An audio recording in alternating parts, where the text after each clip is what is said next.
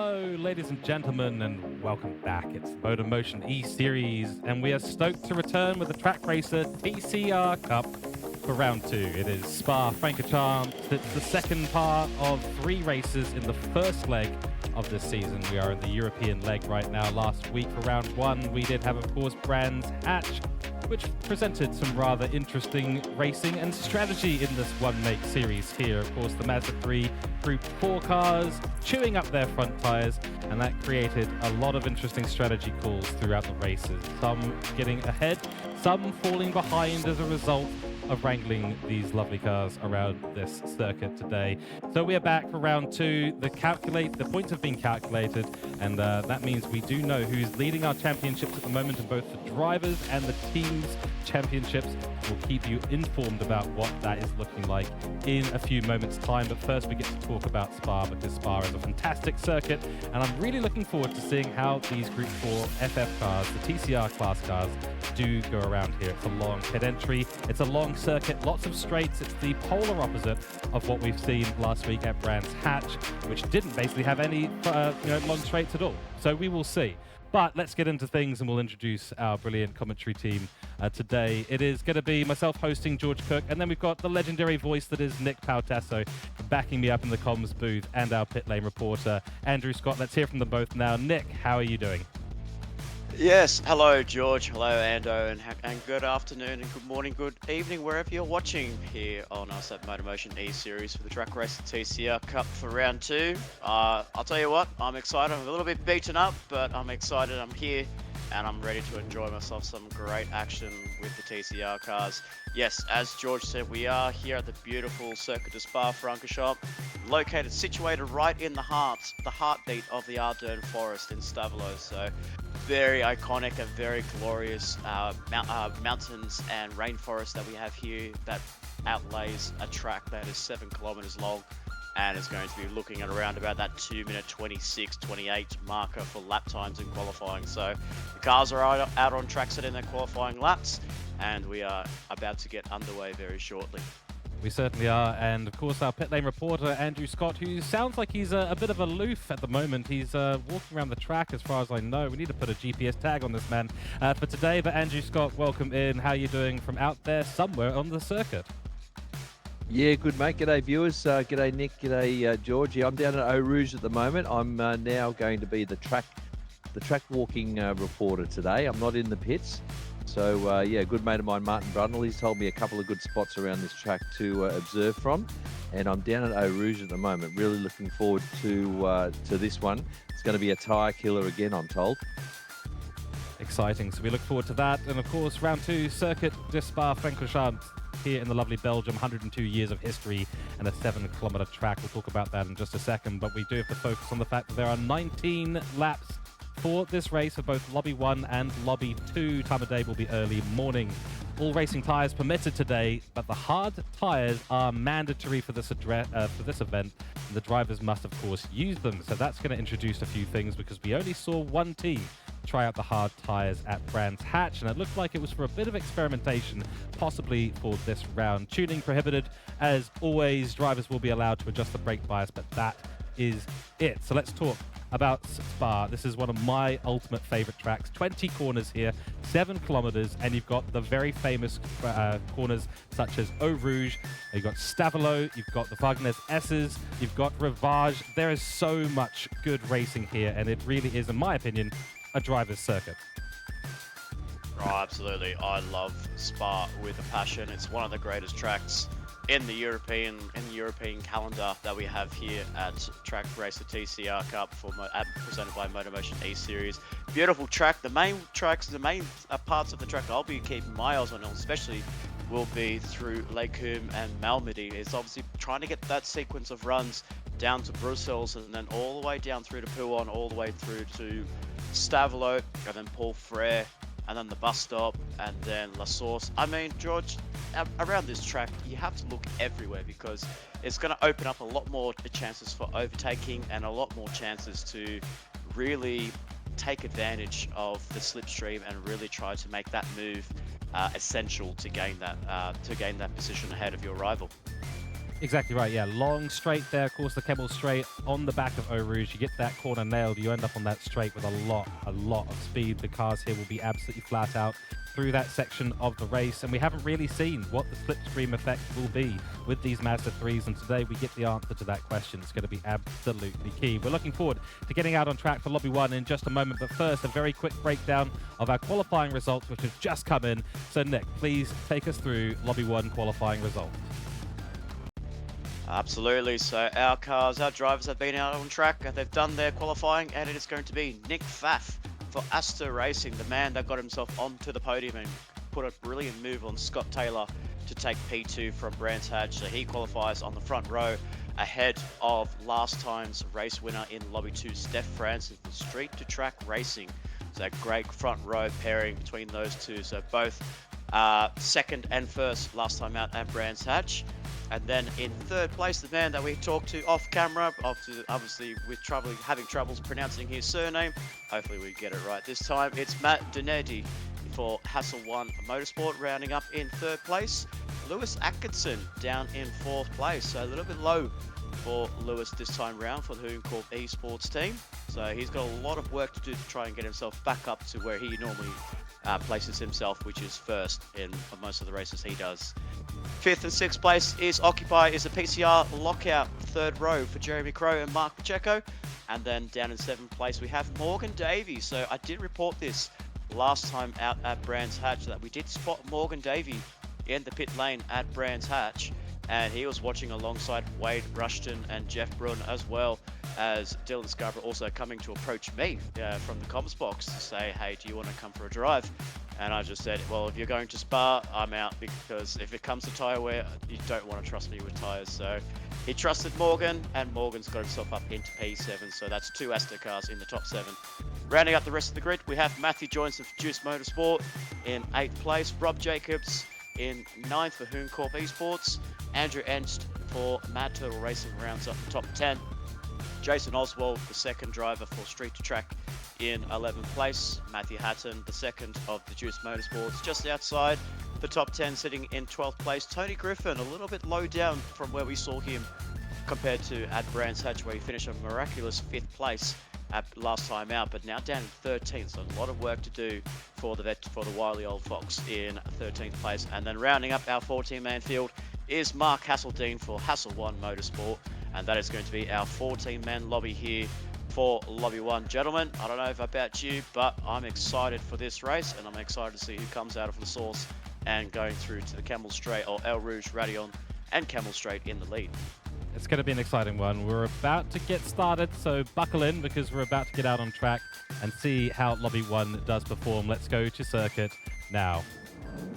And here we are, the lights going on. 3 lights, 4 lights, 5 lights. Nick Pfaff will lead us away when the green flag does wave, and there it goes right now. Franson gets a good run off the line, and that is Matt GT51. On the inside, Lewis is going to look for another big inside move. Is he going to try it? They're going to go too wide into La Source. They do, and that's a big moment there for Nick Pfaff. He has had a proper problem on the start, and Franson will find his way up into P1, and he's going to make it through Eau Rouge and onto the Kemmel Straight first in the grid. Nick Pfaff will have to deal with that, and he'll potentially be getting a very, very nice slipstream up the Kemmel Straight. Over the hill we go. No action so far in the background, and everyone has gotten through successfully. That's one of 19 Eau Rouge passes we will do, and that one has been executed beautifully. Nick Pfaff now under a lot of pressure from Matt GT51. He goes up the inside into Les Coombs we go. This is a fantastic place for an overtake. You've got the speed. Oh, Pfaff though, massive defending into Les Coombs, gets ahead,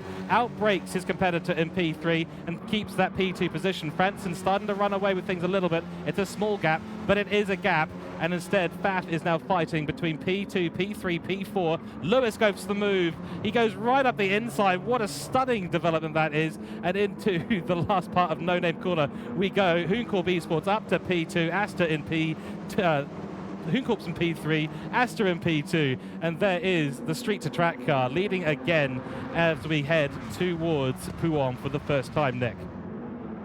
Oh, what a great start there. Great defending there by Pfaff 747 and Nick Pfaff around the outside at Lake Coombe. What a brilliant defensive driving that was for Nick Pfaff. Obviously showing some great racecraft from Brands Hatch and now definitely displaying that in the opening laps.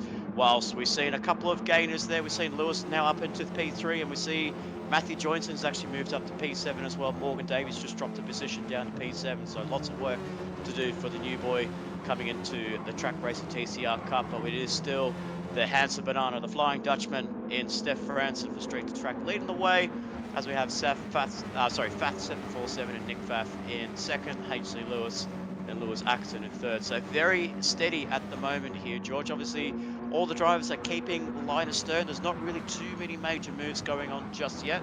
There's a little bit of a gap forming between the top 7 down to the bottom of the pack of the field. But as we're coming through to the bus stop for the first time, Matthew Joynes is going to make it 3 wide going into the bus stop. Oh, this is very close, but Joyson actually comes into the pit lane as we see the first of the pit stoppers come into the pit lane. As it was broadcasted earlier, we are having the hard tyre as the compulsory tyre. Some of them are looking to get them out of the way, George. Yeah, it looks like that is the strategy to do. Just get on the hard tyres for one lap, get rid of them, and then get going once again. But that will likely be a 2-stop race for them overall, which most likely will be. At the moment, Morgan Davey splitting the PCR cars. All of them have decided to stay out.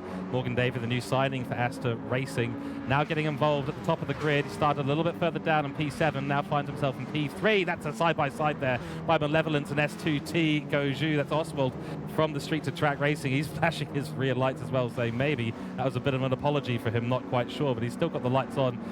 Malevolence under attack now as well.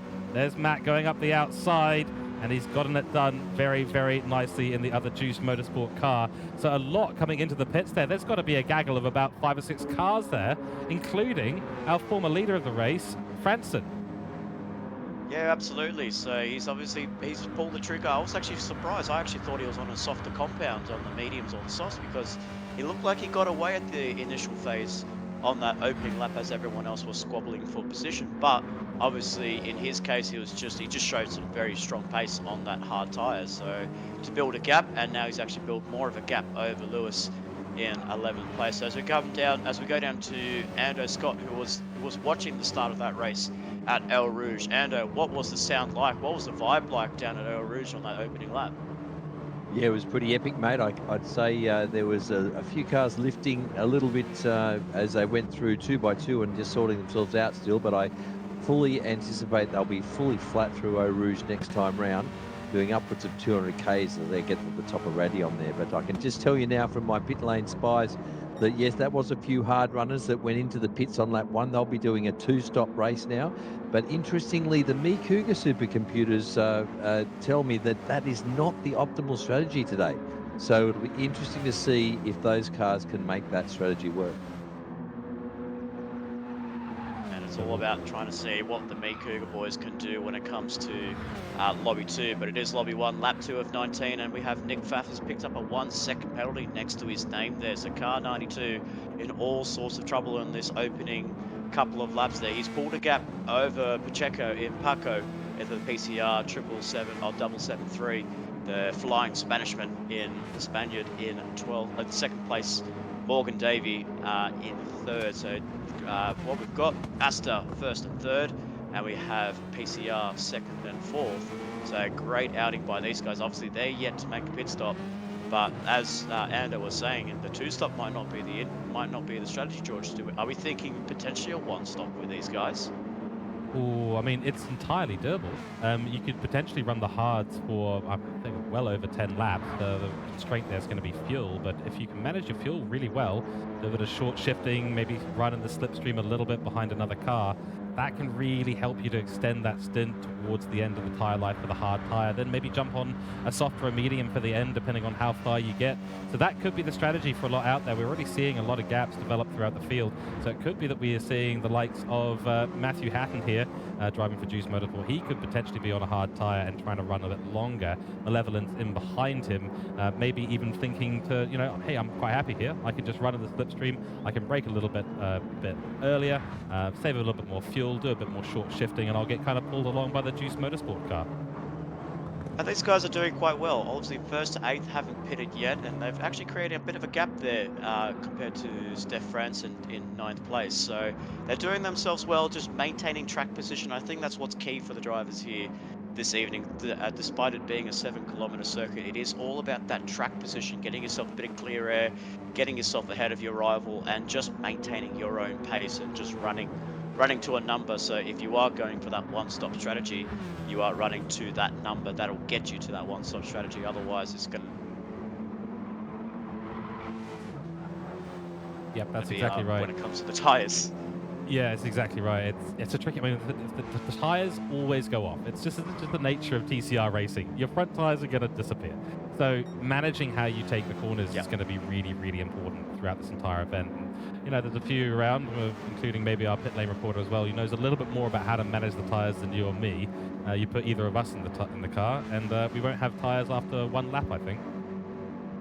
Absolutely. I think that's why when Dylan came up to me for a drive for Asta Racing, I said to him, "Are you sure you want someone that burns through tires within the opening couple of laps? I don't think that's the best option for you." So, I kindly rejected the offer. I was very appreciative of the offer, but I just said, probably not for me. I'm happy in the comms box with my fellow commentator and George, so I'm happy. I hear you were doing a bit of a rain dance there at some point there in Belgium this week. Absolutely, I got there early at the track. I will say I got there nice and early in the morning. It was actually very cloudy, that morning of the race, and I looked up to the heavens and it was very cloudy, very dark. And I was like, oh, this could be a perfect opportunity if I plan to race or if I plan to have a go in these Group Mazda 3, Group 4 machinery. And I thought, oh, maybe I might have a go, maybe I might have a swing at a Cougar or an Asta car, but it just turned to dry. It just became a dry day, and I was like, nah, know what, not for me. So I'll leave it to the pros. But as we saw a couple of drivers come into the pit lane there, not so sure who they were. I think we did see Mark Pacheco come in. He's ended up well down the field in P13, so it looks like the late stoppers they've not really gained any time at all. Both drivers. Both drivers, yeah, Jeremy Crow as well. So they're actually rounding out the grid right now in P13, P14. We did see Oswald, that's P12, S2T Goju. He's just come into the pits as well on the last lap. So we've got, no, it was the lap before. Sorry, it was the lap before. He's now on his first hot lap after that out lap. But P13, P14, it does look like that was another moment there. Crikey. Yeah, careful on the exit there, because it looks like you can, and most of us know, you can run pretty wide at that part of the circuit, but do not run a pixel wider than you need to, because there is a gravel trap and it's going to scoop you up and send you into a barrier. Yeah, exactly. And obviously, we'll go down to the man that's walking around the circuit here at the Spa Francorchamps. We'll go to Ando, but I was going to say to Ando, obviously, we see some of the drivers that have come in at lap 1. Obviously, the guy in 5th place in Steph Franson is actually, is the first of the pit stoppers, and then we saw someone like Matthew Hatton outside the top 10, and then we saw the PCR boys well outside the top 10. So obviously the undercut is very strong here, Ando, but are they racing to a number? Are they taking the consequence of, committing to that 2-stop, whether they are going soft, or will we see some medium tyres in this race? Yeah, I think they're going to go soft, and I can tell you right now that our man Steph Franson has made a pass on the Hasseldine car, and he is making moves back through the field now because he's on the softs. But the ones that stopped on lap 1, they're banking, or they're punting on the fact that they can get 9 laps per stint out of the softs, and that's no guarantee around here today. Oh wow, 9 laps! Goodness me, that's going to be with it setting yourselves at 2:33, as we see with Mark Hasseldine on that previous lap. For 9 laps, setting yourselves an average of 2:33. That's a long time. That's like almost 20 minutes around this 7-kilometer circuit, and that's a long time for a circuit like this. Yeah, I couldn't agree more. It's, they're just going to have to manage that at the end of the day, and if they're losing time as a result of it, then you got to rethink it, really, don't you? That was Mark Hasseldine basically defending against Lewis Atkinson. They did come together at the top of Eau Rouge Radion. But luckily, nothing worse to wear for it, but they will be carrying a little bit of damage, I suspect. And right now, I think Lewis Atkinson is thinking, I need to get ahead of this guy. He's slowing me down to Mark Hasseldean being a bit of a cork in the bottle. There's more contact. Lewis went for an inside dive, hits the rear bumper of the Hassel 1 Motorsport car ahead, does redress the position, which is exactly what you're supposed to do, but that was just a bit of a missed braking zone, or maybe we did see Mark Hasseldean go for a bit of a defend. He's lost the position now, so it's kind of all she wrote. Yeah, we can just see that Lewis was just actually waving the car a little bit, so maybe he wasn't happy with Hasseldean of how he went defensive going down to Rivage. So he must have just gone for a late dart, a late braking move or something like that, and maybe just caught Lewis off guard. So obviously he just retaliated a little bit, getting out of Jackie X corner, and just weave the car just for a little bit of disapproval there. But if he keeps a cool head, he'll catch up to the back of Tony Griffin in due time, as we see Steph Franson has actually made the move on Tony Griffin. He's up into fourth, which is now going to potentially be third place. So the Flying Dutchman, living up to his name around Belgium, which is not too far from Holland itself. He's doing some wonderful racecraft here. The first man that's come out of the pit lane in third place already. So that's some great progression there by Steph Franson. Stunning work, isn't it? I mean, he's absolutely flying right now. Obviously on the softs, obviously got the fastest lap now, so it's really pushing the car to its absolute maximum. Let's see what the lap time is for this one. It's a little bit slower, 28.5, equals his previous lap, but obviously overtaking quite a lot of cars at the moment as well. And yeah, I'm sure he'll be familiar with the name Jackie X. I'm sure Jackie X will be looking down on this and going, yep, that is a good bit of racing happening right now by the Dutchman, so well done. But yeah, it's impressive to see because he's up now ahead of Malevolent, and that's Andrew Entz, of course, for Mad Turtle Racing. But now he's got to chase down the two Asta cars, who are kind of a little bit further up the road, but not actually by that much. I'm going to be honest with you. That is not a big gap between Nick Pfaff and Franson.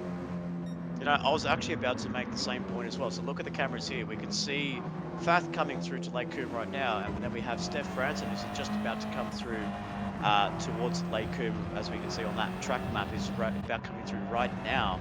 That's looking at about a roughly 6 to 7 second gap between those guys. So I have to give full credit to Steph Franson in this opening stages. I mean, yes, the other boys have to come into the pit lane, but it looks like the Asta boys must be going for a one-stop strategy. They must be running this set for a long time, because obviously they're going to run the tank down till the fuel number is non-existent, and then they're going to throw on a fresh set of tires, whether that might be a medium tire or a soft tire or even the hards. I mean, we don't even know what tires the Asta boys are running compared to Steph Franson, who we know is on the soft tire.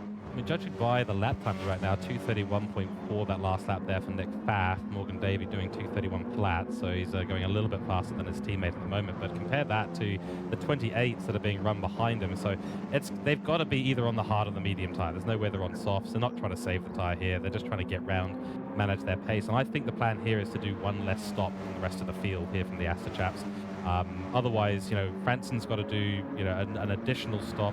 Already done one stop, thrown off the tires, sort of caught back up. We're at lap 6 now, so the progression is still very, very rapid. And if he can time the pit stop well, might find himself pitting at the same time as Morgan Davey and Nick Pfaff, and that'll really give him a chance to throw it up there in the mix with these two. Yeah, unless that pit stop is perfectly timed, the Asta chaps might find themselves with a little bit of extra time under their hood, but if they're having to run long at the end, either on low fuel or heavily degraded tires at the end, I think they might find themselves in a bit more trouble with the Dutchman a little bit later on in this race. Yeah, absolutely. So let's go down to the man that's walking around the track in Ando. Scott, Ando, whereabouts are you for this phase of the race? Lap 7 of 19 with Morgan Davey, Nick Pfaff, and Steph Franson rounding up the top 3. Where have you located yourself? Where have you put your camp chair for this section of the race? Well, funnily enough, talking about tyres I'm down at Bruxelles now, which is just about the most killer of a corner for that front left tyre. Off camber, low speed, very long hairpin corner. And I can tell you guys right now that the 2 litres definitely are on hards. And the Flying Dutchman, he's of course on softs, and he's the tyre delta here is huge, folks. It's about 3 seconds a lap So he's reeling them in big time, but he's got a tyre problem. I can tell you right now, he has got a tyre problem with those softs. So he's going to be leaking oil before too long. And the two guys at the front, they might have the wood on him right now. I'd say they've got my money. And the other thing is the pit stop around here. It's the best part of 30 seconds. So that's why the supercomputers at my team came up with the one stopper as the way to go today. So it'll be very interesting to see if Flying Dutchman and the others that pitted early can pull it off. You can see the cars where you're looking from right now. The cars are just going through in this all of its sound and glory there. So you see a massive pack of like 7 cars all battling to get themselves inside 9th position there, occupied by Rob Jacobs, Mark Hasseldine rounding up in 10th place. That's a huge gaggle of cars there, George. While there's at the front, the back end of the track, though, however, it's always going to bring out some sort of excitement here for the Trak Racer TCR Cup. Yeah, there's the excitement right there. Jacobs having a massive moment on the outside line of Kuon. That's going to open him up for attack by Mark Hasseldine. He's going for a Senor, does run wide. The PCR car as well. That's not ideal for them whatsoever. So Matthew Hatton gets sort of sent to the outside. There's more chaos behind, and that's elevated Matthew Hatton, right up next to Rob Jacobs for Juice Motorsport. Crikey, that was all caused by Jacobs running a bit wide at Pouin. Now we go through Stavelot and onto the Blanchimont back straight. Who's going to make the move next? Oh my God, it's like 2 by 2 down the back there. Hasseldine has got Bourbon on his outside, and then we have Pacheco and Oswald going side by side, but Oswald's decided to give that up. He thought, I'm not going to get part of this whatsoever, as they're all checking up on each other there. Oh, you don't want to break through Blanchimont, obviously, with these cars, with the low horsepower that these guys have got and the downforce they have on the rear wing. You probably want to be setting the car flat through Blanchimont, so that was a little bit hairy there for Mark Hasseldine as he's actually come into the pit lane, so maybe to get rid of those hard tyres, which he has done. So that's not, unfortunately for Mark Hasseldine, that's not been a great stint for him. Obviously, fighting himself towards the front and then now just dropping to the rear of the field, and it's going to be plumb last there, unfortunately. So he's going to probably have no one to battle unless there's a late surge by the man in Mark Hasseldine. Yeah, that is going to be an entertaining one for him. He's going to have to recover all the way through. Jacobs now going to be under a lot of pressure from Jeremy Crow for PCR, right on the back rear wing of Jacobs. In behind, of course, there is Matthew Hatton going for it for Juice Motorsport. It's a big defensive move from Jacobs now. Big defensive move. That's what he's got to do because he's got no other option for his Hooncorp car. Let's see if he gets it done on the brakes, and that is a stunning bit of braking there from Jeremy Crow. Gets himself launched up ahead of the Hooncorp car. Matthew Hatton's got nothing to say about that right now. He might do as we head towards Bruxelles and the no-name corner, of course. Lovely right-hander down the hill. Very tricky braking zone, of course. And as our pit lane reporter said earlier, this is a tyre killer here. Oh, up the inside. Matthew Hatton nearly got it done too. Did get it done.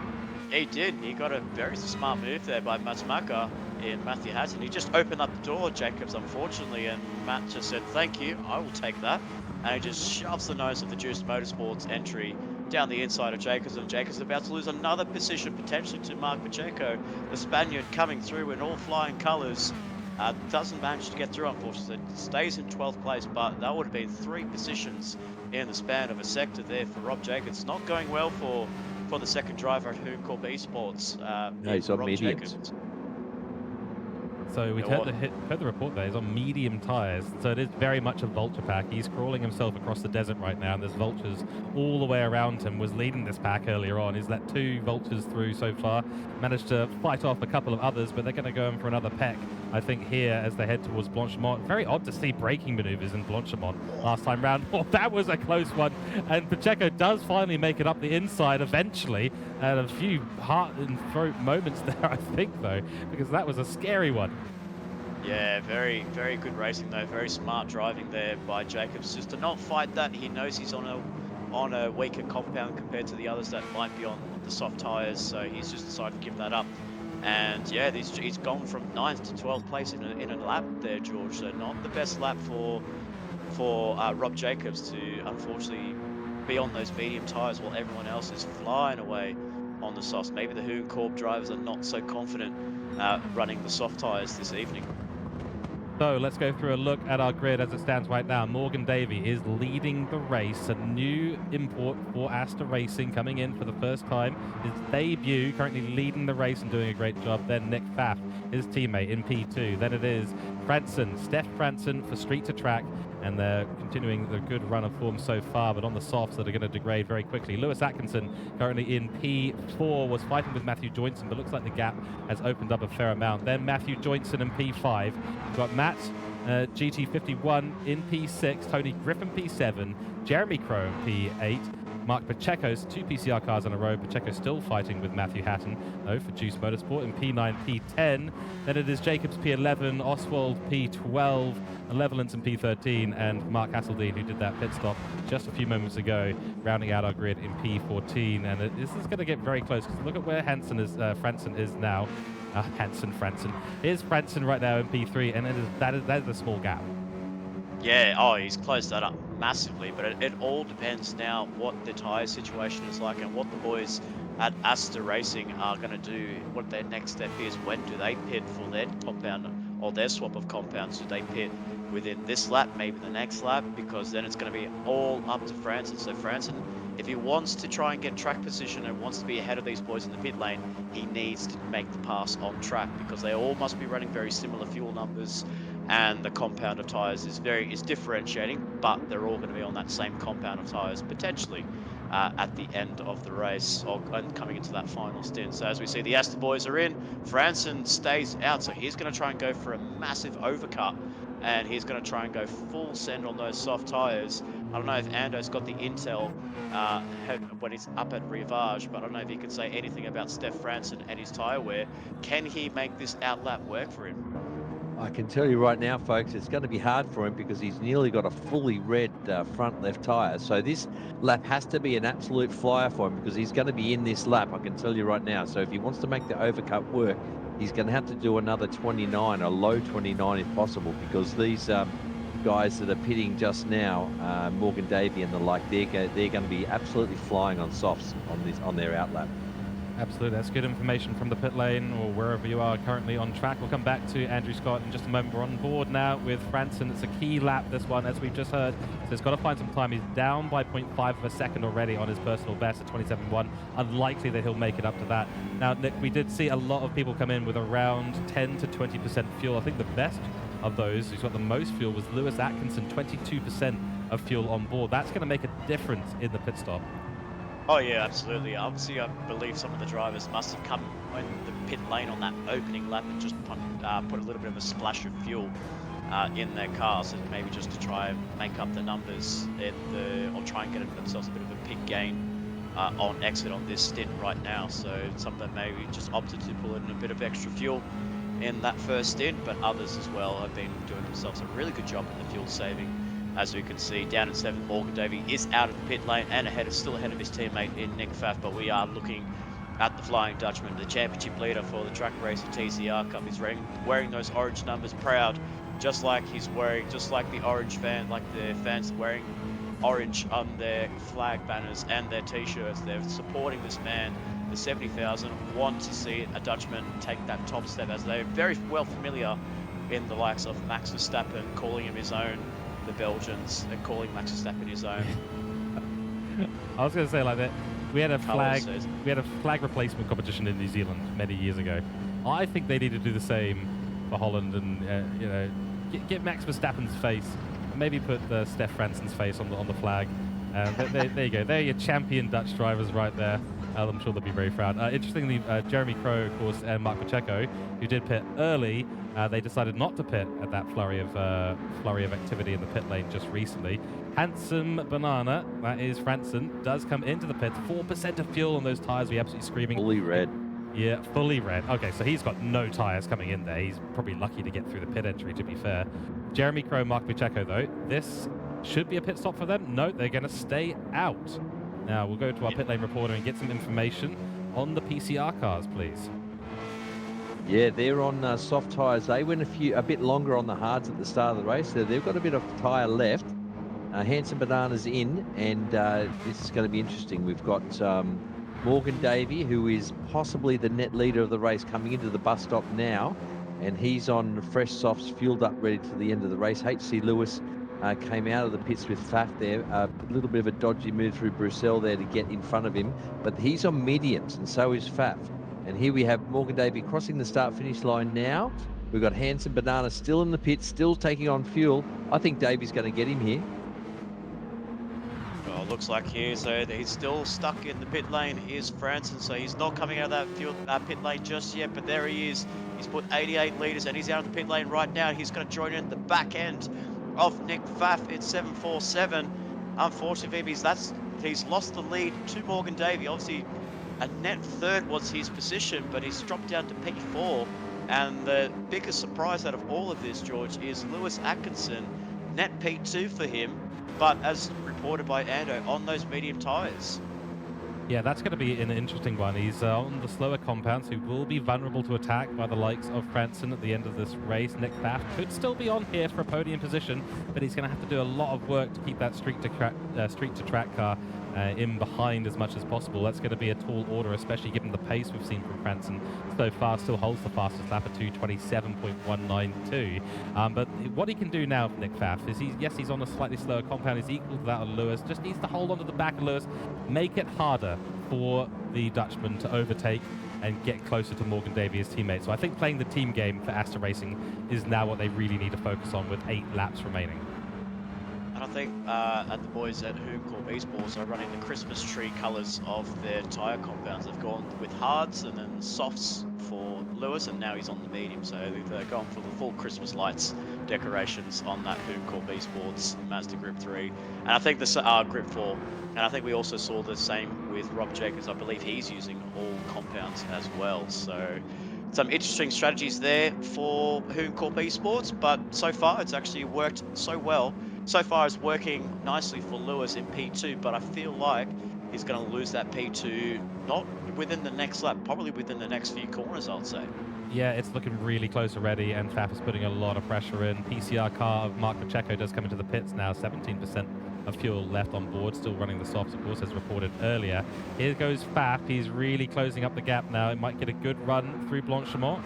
That's the fast left-hander. We've just gone through there. Yeah, it's decent. It's not close enough, though, for a send, really, down into the bus stop chicane. So he's just going to have to go for another lap. Lewis will survive yet again.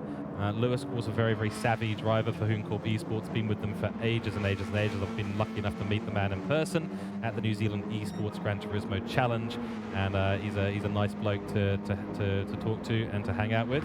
Young bloke as well. So he's one of those with the bit of young talent. We've seen a lot of that out on the grid, actually. There's a lot of young talent out there, and it's good to see people getting involved with the TCR Cup and showing off their skills, because there is a lot of skill out there, and that's why I love being in the commentary box, because I'm a washed-up driver. So I like to watch the newcomers come through and sport their stuff. Oh, speaking of young talent, we have our man in Ando Scott running around the track once again. Where are you watching the action here? So we're about to see Nick Pfaff go for an outside move on Lewis Atkinson. So can he outbrake the Corp driver going into Lake Coombe? He's actually done it well before Lake Coombe, so great job there. Looks like Lewis is going to try hanging around the outside. He's hanging onto it. There's contact made between the two drivers, but Franson is just sitting in the background thinking, keep fighting, boys. Let me get through to P2. Lewis is trying to get back through. He goes to the inside, goes defensive, does Pfaff. Lewis is going to try hanging around the outside of Bruxelles. Surely not. It's very hard to go side by side around that corner. And then going through Jackie Ink's corner, Nick Pfaff takes the provisional P2 away from Lewis Atkinson in third, while Franson still holds pretty in fourth place. It was sixth place overall, but net fourth on track there. The boys are still duking it out there, and I don't know where you're watching this battle pack, but what action we have here for the remaining 6.5 laps. Yeah, I'm just at Stablo now, so I've got Morgan Davey, who I think is the net leader of this race, coming through past me now. And now the gaggle of cars that you were just talking about is coming up too. I got to say, the big loser out of this, the poor guy, I feel for him, is Franson. He's on softs and he's stuck behind two medium runners that are holding him up beautifully for Morgan Davey, who has checked out. He's now got a good couple of seconds lead on all these guys. So Nick Pfaff's on mediums, he's not on softs. No, he's on medium. So Oh, he's wow. running. Okay. He's playing the rear gunner for his teammate Morgan Davey absolutely beautifully here. Wow, that throws a different spanner in the works there, George. As we see Lewis Atkinson go for another move there. These two are duking it out side by side. Lewis goes onto the inside, tries to go for a switchback over and under. Oh. Looks like he's done it. Franson's going to come into this. He's going to try and make it 3 wide. He almost made it look like go 3 wide. This is some brilliant action for P2. What is Franson going to do? He's going to follow Lewis around the outside. Faf goes defensive. Lewis goes for another switchback move. He can't get the traction down. They're still hanging about, and my goodness, as reported by Ando, the biggest loser is Franson. He's losing out, and he's losing tyre temps, and he's wearing his tyres a fair amount, George. Oh, what racing that was, and nice respect between these two at the moment. Faf and Lewis, good friends off the track as well as on the track, competitors, and they both race very, very hard. Very, very respectful racing between them. I did really think that Franson was going to get a move there. Here's what happened in reverse, now happening in the other way around, as Faf is going to maybe lose out to Lewis around the outside. No, Faf still holding the inside line beautifully. Brakes late, covers off the move from Lewis Atkinson, but he'll have the inside into Malmedy, and he's got it done. He's done it beautifully. That is a stunning move up the inside for Lewis Atkinson. Not over yet. It's not over yet. Nick Pfaff dives to the outside. Franson's there too. 3 wide nearly. Coming into the corner. That is a stunning bit of work. Lewis, hold on. Hold the inside line. Into Jackie X and No Name we go. And he will solidify that as we head towards Pouon. What a move. Oh, watch for Franson. He's got a great run compared to Nick Pfaff. He's going to try and go for a move in Pouon. Nick Pfaff is going to try and move on Atkinson through Pouon. That's very unheard of for cars to go sending putting a dive bomb move through Pouon, but very, very unlucky there for Pfaff there, but he's lost time to Lewis. Franson almost thinks about putting a nose there. He shows a nose, but he doesn't make the move. And little deep breaths there. Big deep breaths, boys. You've got yourselves another 6 laps to go of some great racing here. And like broadcasted by Ando, Morgan Davey has checked out. Look at where he is on the track map compared to these 3 boys. He's completely gone. He's on soft tyres. He says, I'm out of here. I'm going to try my best to try and get myself my first victory and the first victory for Aston Racing. But here comes Franson on the grass. He's about to make a move on Nick Pfaff. He keeps the car steady. How did he not spin the car out? I will never know. Oh, that was close. I think he's picked up a penalty. Oh, we'll check that in just a second. If there's a penalty for Franson, it's gone from bad to worse. It was bad when he got stuck between these 2 drivers and getting Morgan Davey a bit of a lead. But if he's got a penalty as well, let's go and check now. It's a 1.5 second penalty, Nick. That is a huge impact to his race. Wow. He's on the soft tyres, but they're disappearing quick. And with 1.5 seconds lost at the next timing line, that is a pure disaster there for Street to Track and Franson. I don't know how he's going to come back from that 5 laps to go. But look behind. Look who's behind Franson. Matthew Joynson. He's lurking in the background. That bright blue, that fluorescent blue of the famous colours of Juiced Motorsports. He's probably going to be within that range as well. So obviously with a 1.5 second penalty, it's not really 1.5. It kind of, because the car just decelerates so quickly. We can see Nick Pfaff is now taken back P2, and we have Steph Franson is going for the move. He knows he's got a penalty next to his name, so he needs to try and get all the positions he can, and he can't do it. He's still stuck in 4th place. Matthew Joynson right behind is closing in rapid pace. Not so sure what tyres he's on, but the 2 medium runners in Nick Pfaff and Lewis Atkinson are still duking it out side by side. Lewis going for another outside move. But Franson shows a nose there. He's almost stuck it in there to take P3. He's still sitting behind. It's Nick Pfaff now in P2, Lewis in 3rd, and Franson in 4th place. But as I was saying, Matthew Joynson down in 5th place. That 1.5 second penalty is going to feel like an eternity for the Dutchman. So he might potentially lose out to Matthew Joynson, but it's all about Franson trying to get this move done in these next couple of corners as they goes through to Fagnay in 4th place. Yeah, and we've got to remember that Franson's fastest lap on the softs was a 27.1. He's now running 2-minute 30s behind these 2. And if this was one car, if these 2 cars, if Lewis and Pfaff were not so caught up with each other on track, I think we would have seen Franson go through a long time ago, to be fair. Yeah. I think it's the fact that we've got the fight here, 2 cars in a row, and here we go. There is the penalty line. Franson will serve that right now. Let's see the impact on this from the point of view of Matthew Joynson. because Joyson is really catching up. That's a lot of slowdown there for the street to track car. I don't think it'll be enough for Joyson, but he'll have more speed going through Blanchimont. This is a potential opportunity into the bus stop chicane, and that's it. Franson has to leave those two ahead to battle on.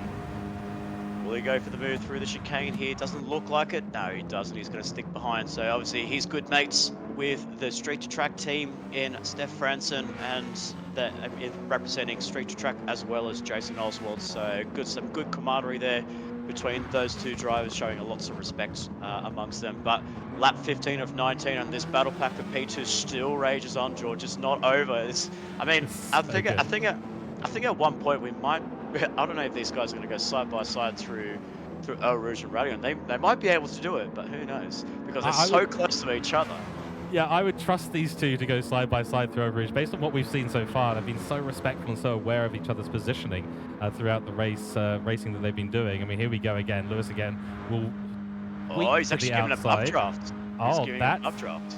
Very interesting. So a little bit of a camaraderie here. Astor and Hooncourt maybe working together a little bit, trying to keep the likes of Franson and Joyson as much out of the battle for the podium as possible. So that's very interesting. But I think that just goes to reinforce the respect between these two. So I'd trust them to go through Eau Rouge side by side. Yeah, why not?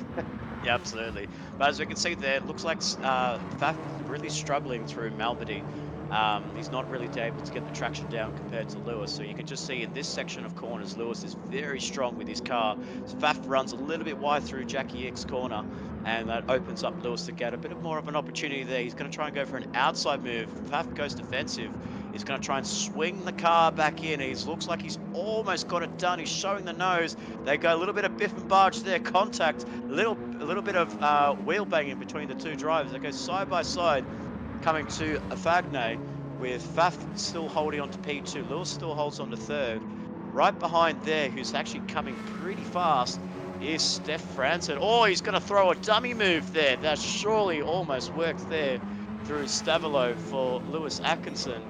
Oh, my goodness. This is impressive brinksmanship, isn't it? I mean, this is right on the edge of what's, allowed in terms of racing. And it's beautiful racecraft to behold. It really, really is. Franson is, as you say, catching up to this. He's sort of dropped Matthew Joynson immediately. So Joynson had essentially no real shot there unless he found his way past immediately, because I think Joynson's on a slower tyre anyway. So we've still got 4 laps to go. Franson's tyres will be dropping off, but he is setting a good lap time, catching right back up. I mean, the fighting these two are doing, it's critical for Nick Pfaff to hold off everyone behind him. Doesn't matter who it is, except for his teammate. He's really doing a good job here for Morgan Davey and helping to secure what is going to be potentially a really good victory here for Astor Racing. Morgan Davey on debut, looking to be potentially a debutant and a victor. Oh, this could be a side by side. I think we're going to call this. Oh no, not quite. I didn't have the run to go side by side. So close though, wasn't it? I mean, he gets the switcheroo nicely, but then the execution just can't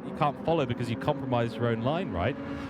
Oh, no, absolutely. So you just want to try and really swing the car in through La Source to get a perfect run here, a little bit of a slingshot run through onto the Campbell Straight and then through Lake Coombe there. But cue the Max Verstappen song. He must be playing that in his head. Is Steph Franson. He's caught to the back end of Nick Pfaff and Lewis for this time round again. The Flying Dutchman coming through in flying colours, set to purple first sector. He won't be able to prove on this lap because now he's caught up in the dirty air of the Hooncorp and Astor drivers in second and third place. Status quo resumes. It's just like what it was before. Yeah. Well, it's deja vu, before isn't the penalty. Yeah, it's deja vu. We're right back where we were 4 laps ago. And the question is, can Franson find a way past these two? I think it's going to take quite the mistake or quite the incident between these two to find a gap, because they're able to go through corners side by side. So there's no track for Franson to look to overtake. Well, I don't think he realises that they're on medium. So he needs to get his elbows out more. He needs to assert himself here and make the move, because his softs are still pretty fresh, guys. And I can tell you right now, I've heard from the pit lane that Morgan Davey does have a tyre problem, and so does Black Friday. Black Friday's got a real tyre problem and a penalty. That's why he couldn't make the move. That's why he couldn't make the move on Franson when he surfaced. Yeah, his tyres are a little bit worse for wear. It's doubtful that he's going to make it to the end. Yeah, while there's a battle pack for P2, we can see there's a huge battle pack for P6 involving Jeremy Crow, as well as Matt Donerty, and then Mark Pacheco, Andrew Ernst, Tony Griffin. I mean, there's a battle pack at the front of the field, there's a battle pack at the back of the field. It's absolutely incredible, as we can see up into third place. I do apologize to our cameraman. He looks like Franson has actually gone ahead of Lewis. He has. So he's up into P3 now, ahead of Lewis Atkinson. Lewis Atkinson almost locked the brakes there, almost collected the rear end of the street to track driver, and he's well cleared now of the Hoon Corp driver, and he's sealed P3 for this race. Lap 17 of 19, 3 laps to go. Can he get Nick Pfaff That is massive. 3 laps time? Yeah, I mean, 3 laps, he's already in shooting distance, really, isn't he? And I think he's kind of heard the advice of our pit lane reporter here and just said, look, I've got to get my elbows out. We will throw to our pit lane reporter. Maybe he can find out what's happened to Lewis Atkinson in this. He's got a penalty, unfortunately, a 0.5-second penalty, so he's really out of the running now for a top 3 position, because Nick Pfaff and Frentzen are already looking like they're completely running away, and I think Lewis has got a problem here.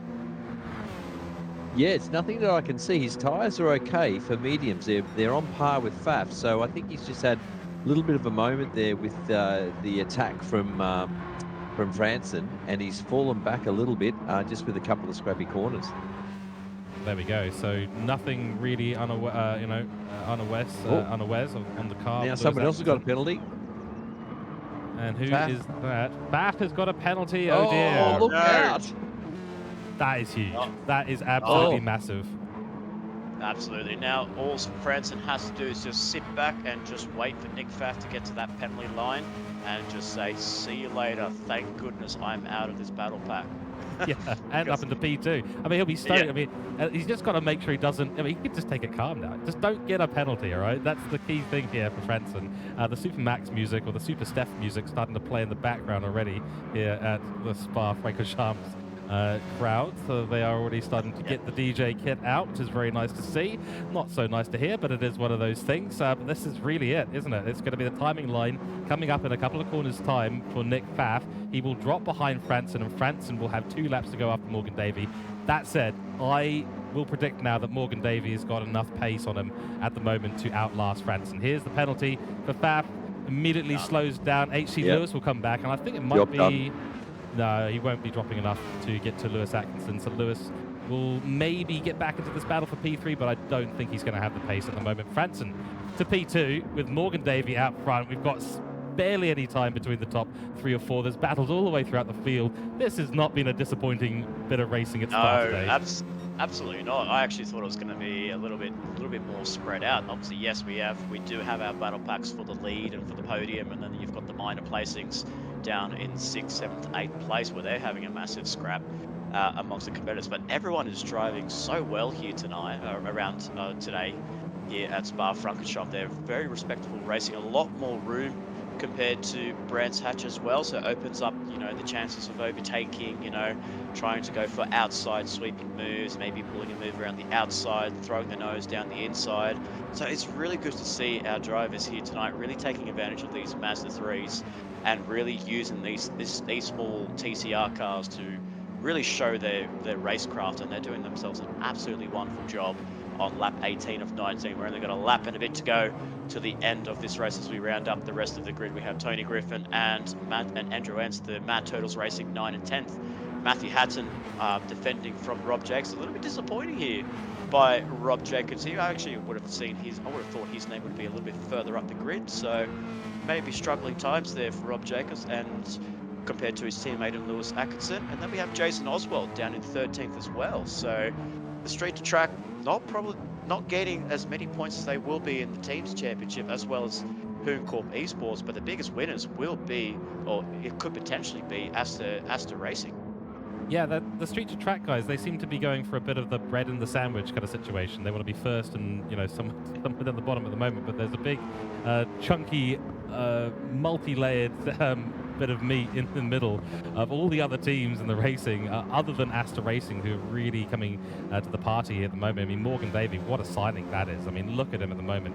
He's done well on the strategy. Might not have been the optimum strategy out there that Asta chose, but Morgan Davey has executed it very, very nicely from the front row of the grid, got away nicely. Pfaff, though, can't take anything away from that man. He is the Minister of Defence, and Morgan Davey will have a few thank yous for that man right there today, I think.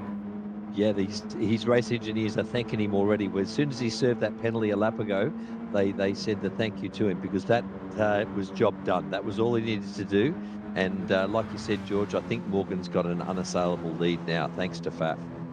Yeah, it is one of those things with the teamwork that needs to be in place, and this is why the format for TCR Cup at MotorMotion E-Series is so good, because you do get to race with your teammates. If you can find yourself on similar pace and similar strategy, you can work together to get a better team result, and we've seen a masterclass of that today here from Nick Pfaff and Morgan Davey. Astor Racing will be absolutely stoked with where they're sitting by the end of this race. As we enter the final lap, Morgan Davey still leads us away from Steph Franson. The gap is closing between them, but it's not going to be enough. This is the last lap, and Franson would have to be right on the rear bumper now down the Kimmel Straight to really have a shot of this. It looks like it's maybe all but over, but we never count our chickens before they hatch. So we will see one more lap of racing here for Lobby 1. Brilliant time so far. Lewis trying to chase after Pfaff as well, but then there's, of course, Matthew Joynson. He's actually going to be under pressure from Mark Pacheco here. So PCR maybe making a return, Nick. Yeah, absolutely. This is going to be a great showing for PCR compared to the last round. We saw Mark Pacheco struggling. Well, he had some good pace at Brands Hatch, settling for P2 in the first stint and put it in P2 in qualifying, but then really struggled on race pace and strategy, dropped him down to P5 at the end of it. So it's a much better form here to have both PCR cars. They started 5th and 6th, but a 6th and 7th after a poor result, a not so great result for PCR. Oh, he sends the move down, has Jeremy Crow. What a send that was on the Juiced Motorsport driver. Jeremy Crow, take a bow. What, that surprised us out of nowhere.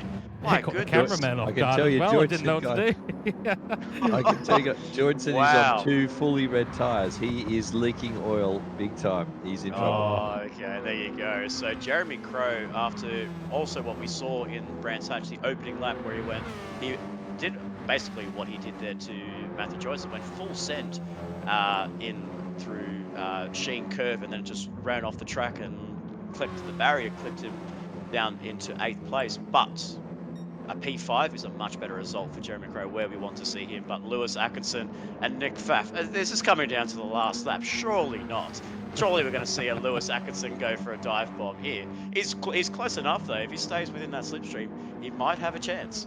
We'll keep on board. We'll see. We will have, of course, our leader Morgan Davey and Steph Franson will come in P2. They're coming through the bus stop right now. We'll jump to that in just a second. But there we go. Across the line will be Morgan Davey. What a win. Steph Hansen P2. Flash of the lights from Morgan Davey. Pfaff has stayed ahead of Lewis at the end here. We'll pick up the final podium position in P3.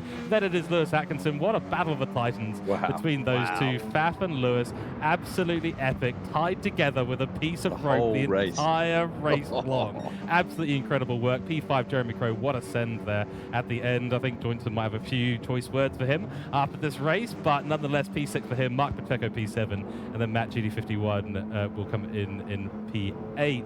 Morgan Davey, though, from start to finish, really superfluous drive. Does miss out on the fastest lap, but they weren't aiming for that today by all means, and Franson does pick up that P2 position, but Minister of Defence here, Nick Pfaff. Absolutely. And the Minister of Offence, Lewis Atkinson. I mean, the battle of the ages there was just constant. It was brilliant. Oh, the way those two are just driving side by side with each other once the checker flag waved, and then just showing respect, just thumbs up in the air. The cool hand showing, the cool hand signal showings that they're showing amongst the drivers is so cool. Such great racing. You guys can give yourselves a big pat on the back for some awesome racing.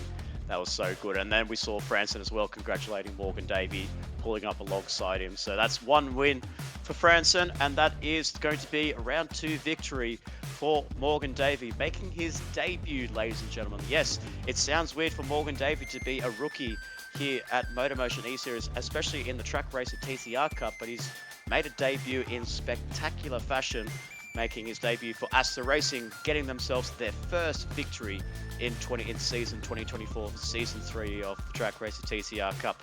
Franson in second, Nick Pfaff, after some brilliant racing with Lewis Atkinson, holds off the charging Kiwi in third place with Lewis in fourth, Jeremy Crow P5, Johnson and Mark Pacheco rounding up our top 7.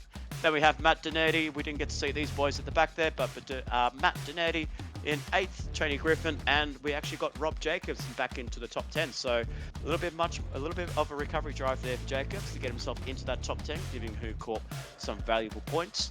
Andrew Ernst in 11th, Matthew Hatton produced Motorsport in 12th, Jason Oswald and Mark Hasseldine. Maybe a little bit of head scratching there.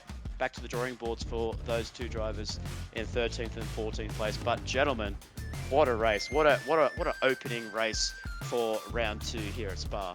Yeah, we thought Brands Hatch was spicy. That was extremely spicy, and it was really good racing all the way through. So nice work there by the top 2 teams, Street to Track, Corp and Asta Racing, all 3 of them going at it for the entire race. You love to see it.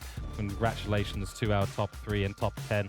Very nice work. Gentlemen, before we go on a short break, let's talk driver of the day for Lobby 1. So obviously there's a P1 position there for Morgan Davey. My driver of the day today, though, is going to go to Nick Pfaff. Defensive masterclass, held on beautifully, helped his teammate to a win. Let's have some thoughts from you, Nick, and then we'll pass it over to our pit lane reporter for his thoughts on driver of the day. Oh, I mean, my goodness. It's so hard to pick who was the standout in all of this, because you've got Morgan Davey on debut, Steph Franson.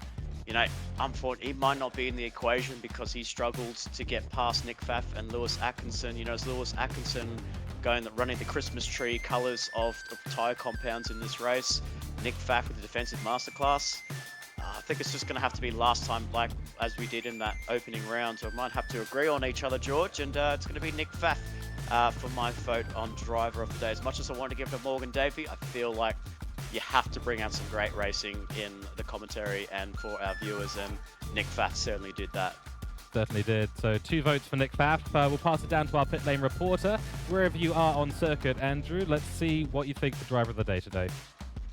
Guys, I'm down at the bus stop where I saw some good action at the end of the race from that vantage point, and I've got to give it an equal driver of the day to both Pfaff and HC Lewis there. Those 2 were at it, hammer and tong for the whole 19 laps.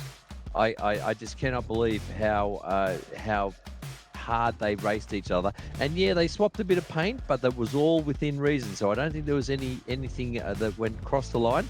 They swapped a lot of paint actually, but they kept it clean. So I'm giving an equal driver of the day to both of those guys. Excellent. Wow. Thank you very much for your thoughts there. Well, that's an interesting one. So we've got 2.5 votes for Nick Pfaff and 0.5 of a vote for Lewis Atkinson. I do have to say, honourable mention to Lewis Atkinson. What a show he was able to put on there today, and a good result for Corp Esports looking to make their way up in the team's championship. So Nick Pfaff, I think we all agree this time round that Nick Pfaff was the driver of the day in Lobby 1. Congratulations to him. We're going to go on a short 5-minute break as we get set up for Lobby 2. So stay tuned and we'll be back in just a moment.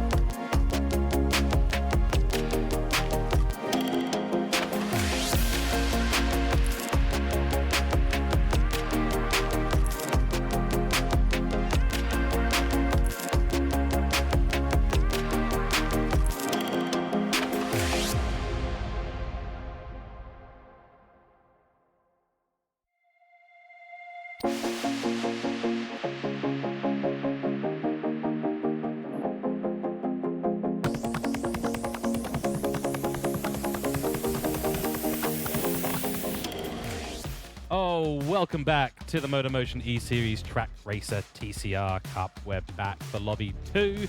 What a race we have just witnessed in Lobby 1. But before we get into our qualifying order for Lobby 2, we've got a couple of housekeeping items just to go through. So, of course, you are watching on the MotorMotion E-Series YouTube channel. Give us a like and a subscribe if you're enjoying today's content. Check us out on facebook.com as well. Links will be in the chat as well as online. And go to www.motormotioneseries.wordpress.com for all the latest news, articles, and registration for upcoming series. Get involved because this is a premier GT7 league for Australia and New Zealand and, of course, the world. So now we get to talk Lobby 2. It's going to be an interesting one. We've got Me Cougars in there as well as Country Racing and a number of other teams as well. So we got, of course, the Bias starting to show already. This is the Lobby 2 of Bias. The Lobby Bias is coming in rather sharp and rather fast because we've got Andrew Scott and myself. To both of us team leads in this, so that makes it a little bit awkward for us out on track, but I'm going to now hand it over to the very eloquent hands of Nick Pautasso to take us through qualifying order for Lobby 2. Yes, and here we are for Lobby 2. Usually we dub this as the best lobby to go racing, to have some great battles and great racing amongst each other. But I feel like that's going to have to go to Lobby 1 at the moment, unless Lobby 2 decide to step it up a gear. I mean, who can't step it up a gear compared to what we saw in Lobby 1?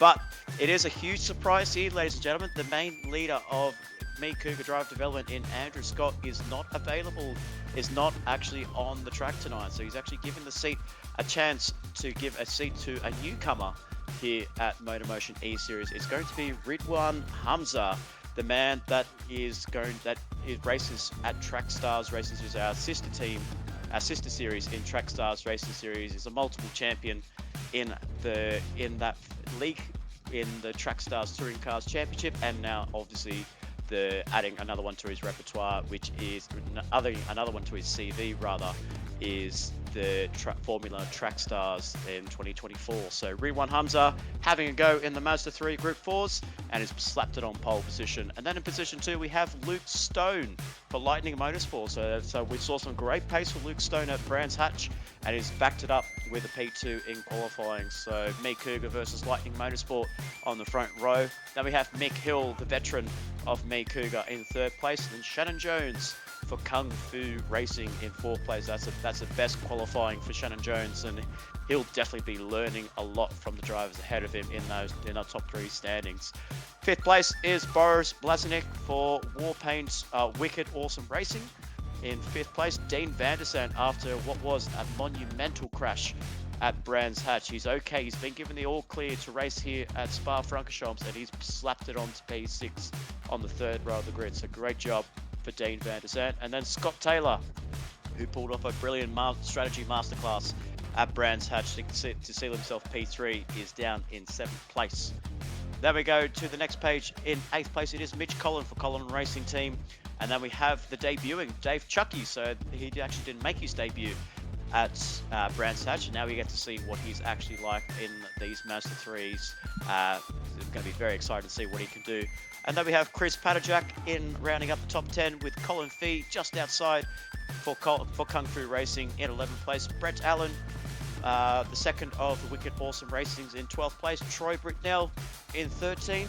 And then we have Michael Daly for Gridline Racing rounding up our 14-man field. But gentlemen, it is the big name here. Obviously, we don't have Ando Scott jumping in the car. He's actually here to let us know what happened. But you've actually decided to give Ridwan an opportunity, Ando. Obviously, how did he get here to the track so quickly? Yeah, mate, he was waiting in the wings. I had to go away on a work trip, so I couldn't be at Spa for this one, and I decided to bring in the Super Sub. A Super Sub, indeed. That is Ridwan Hamza. Most of the GT7 legends know him as the fastest Western Australian, and he's now coming to tackle his hands here at MotorMotion E-Series. And George, if you haven't seen Ridwan before, I will say, brace yourself, because you're going to see a flying WA driver. Excellent. Well, I love that prediction. I'm super keen to see what Hamza can do out there in the Mi Cougar Mazda 3. We will see. He's going to have a challenge, of course, from Luke Stone. I'm hearing that the grid is now set out there. We are about to go racing in Lobby 2. Ladies and gentlemen, buckle in, because Lobby 2 starts right now. Here we go, out on track. It's 3 lights, it's 4 lights, it's 5 lights.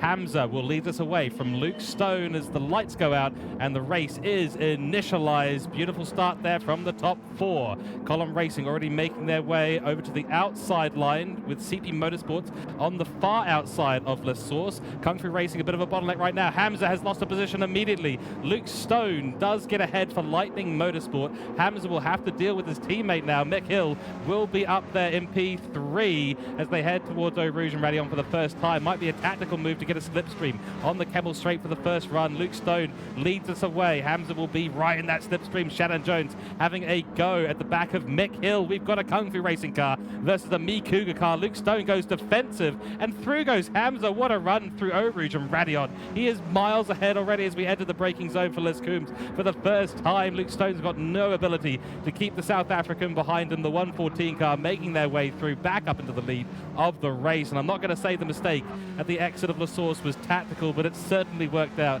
in the favor of the Mi Cougar drivers. Behind we've got Budsy, Dean van der Zandt in P6. Mitch Collin has made it up to P7, followed by GLR Scotty Taylor, of course, and he's dropped a position already and losing more. The Vultures are swarming around the Gridline Racing car at the back of the field. We'll see if they're able to hold on throughout the remaining race. And here we go into Pouon for the first time. Hamza leads us from Stone, from Mick Hill, from Shannon Jones, from Isa, Budsy. Good start from the grid. Absolutely, a great start there for Ridwan. Obviously, the Trackstar boys are cheering him on, and the Mi Cougar Drive Development has brought out a weapon.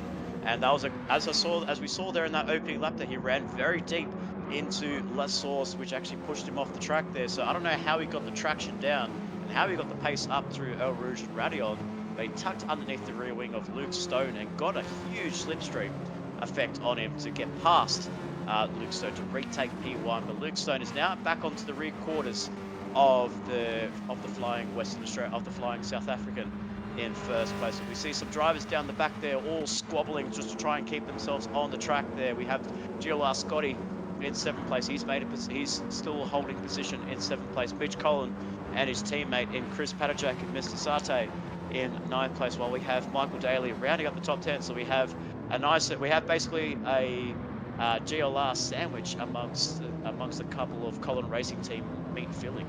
We certainly do, and Shannon Jones for Kung Fu Racing has just made a position on Mick Hill, goes up into P3. I'm thinking that there might be a tyre difference here. Mick Hill playing the strategy game early on, maybe on a slower compound of tyres, is going to lose a position now to Boris Blazenik for War Racing Car going up the inside. Oh, switcheroo though from Mick Hill. That is a nice way to defend into La Source, and we'll have the run down Eau Rouge and up to Radion. And behind, of course, we've got Dean van der Zandt for CP Motorsport going side for by it. side. Oh, it's a scary one. Be careful, chaps. Here we go. Oh, they've managed to do They've it. done it. And Mick Hill prevails, and he holds on to P4, just keeps the defensive on Boris Blazenik to keep P4. Great racing amongst those twos, but watch out for Dean van der Zandt in 6th place, a CP Motorsports driver, with the horrible outing that we saw with CP Motorsport last time out at Brands Hatch, with Dean van der Zandt retiring after a massive tyre blowout on the last race. But thankfully he's okay, and he's back behind the wheel of his car, and he's going to be battling for P5 and P4, but he's losing ground a little bit in these couple of laps here. So it's all about just trying to regather yourself, refocus on the car, and refocus on your driving after what was a huge incident last time out. Yeah, that's exactly it. And, you know, the tyres, it's not that we have a huge amount of, you know, warm-up needed for these tyres in these situations, but depending on the compound you're in, you just need to adjust your driving style that little bit. Make sure that you're driving to the tyres you've got and the amount of grip that's out there. It is early morning here at Spa as well, so it's not the grippiest scenario that we could possibly be in at a track like this. And of course, that little bit of mountain misty dew that comes in the valley does make a bit of a difference out on track, but nonetheless, Mick Hill still defending from Boris Blazenik. Shannon Jones is sort of creeping a little bit of lead out there in P3, but it's not a substantial one. Mick Hill's holding onto the back of him very nicely. Now Dean van der Zandt in a little bit of a doldrums here.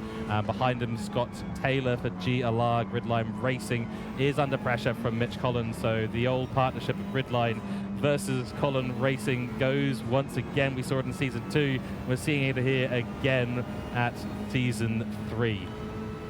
Absolutely. So we have our man down in the pit lane, or actually I'm not so sure where he is at the moment. Maybe actually in the pit lane this time around. But Ando, what can you tell us about your super sub in Ridwan Hamza? He's actually looks like he's fending off very nicely from Luke Stone, holding off in P2.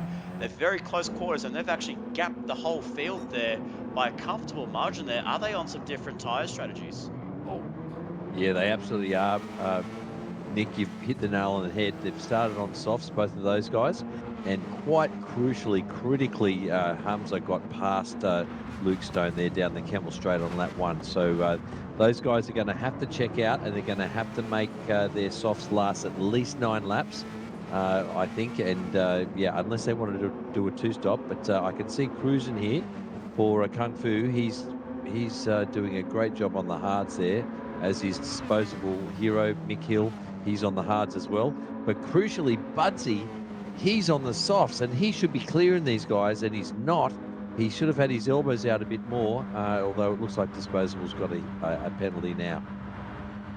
So there we go. So for George's team in Crazy Kung Fu, in Kung Fu Racing, it looks like he's going to have to try and defend off that Me Cougar, but with a 1-second penalty next to his name, he gains the position to P3, but he'll be losing that position within due time. Might even drop behind Dean van der Zandt in 6th place. So Kung Fu Racing, Shannon Jones dropping a position. He's about to drop another one to Boris Blazenik, who's coming through in car 17 up into P4. So as reported by Ando, he's on the soft tyres. He should be making the gains and taking advantage of this soft tyre compound, but now he can just sit underneath that rear wing of Mick Hill's Me Cougar, car number 3, and just wait for that penalty line to come through. Well, I think that's you just have wait at this point. You've got to be a bit opportunistic. You've got to be a bit calculated, I should say, in where you do overtake. That's a huge send at the inside. It's not going to go and lead to anything, though. Maybe it will. Oh, he's got the outside line into the second part of the Factor's corner, and that's it. Blazenik. I mean, yeah, he could have waited for the timing line, and I think Mick Hill's probably thinking that, well, mate, you could have just done that a bit later. I mean, you cost me a bit more time now. You've given me another penalty, essentially, by overtaking there. Didn't need to do that, but nonetheless, Blazenik, when you see the opportunity, you go for it. And I was going to say, it's key about the timing of when you overtake. There goes Mick Hill, and his penalty is now served. Through goes Shannon Jones. Will there be pressure from Dean van der Zandt? I think there will be. Let's go on board with Dean van der Zandt. Ooh, that is very close. There was definitely a lift off there, I think, for Dean van der Zart. Mick Hill will be having a heart and throat moment at the minute. Oh, side-by-side paint exchange between Meet Cougar and the CP Motorsports vehicle. Got to be careful, though. Gridline Racing looking rather big in the rear vision mirror.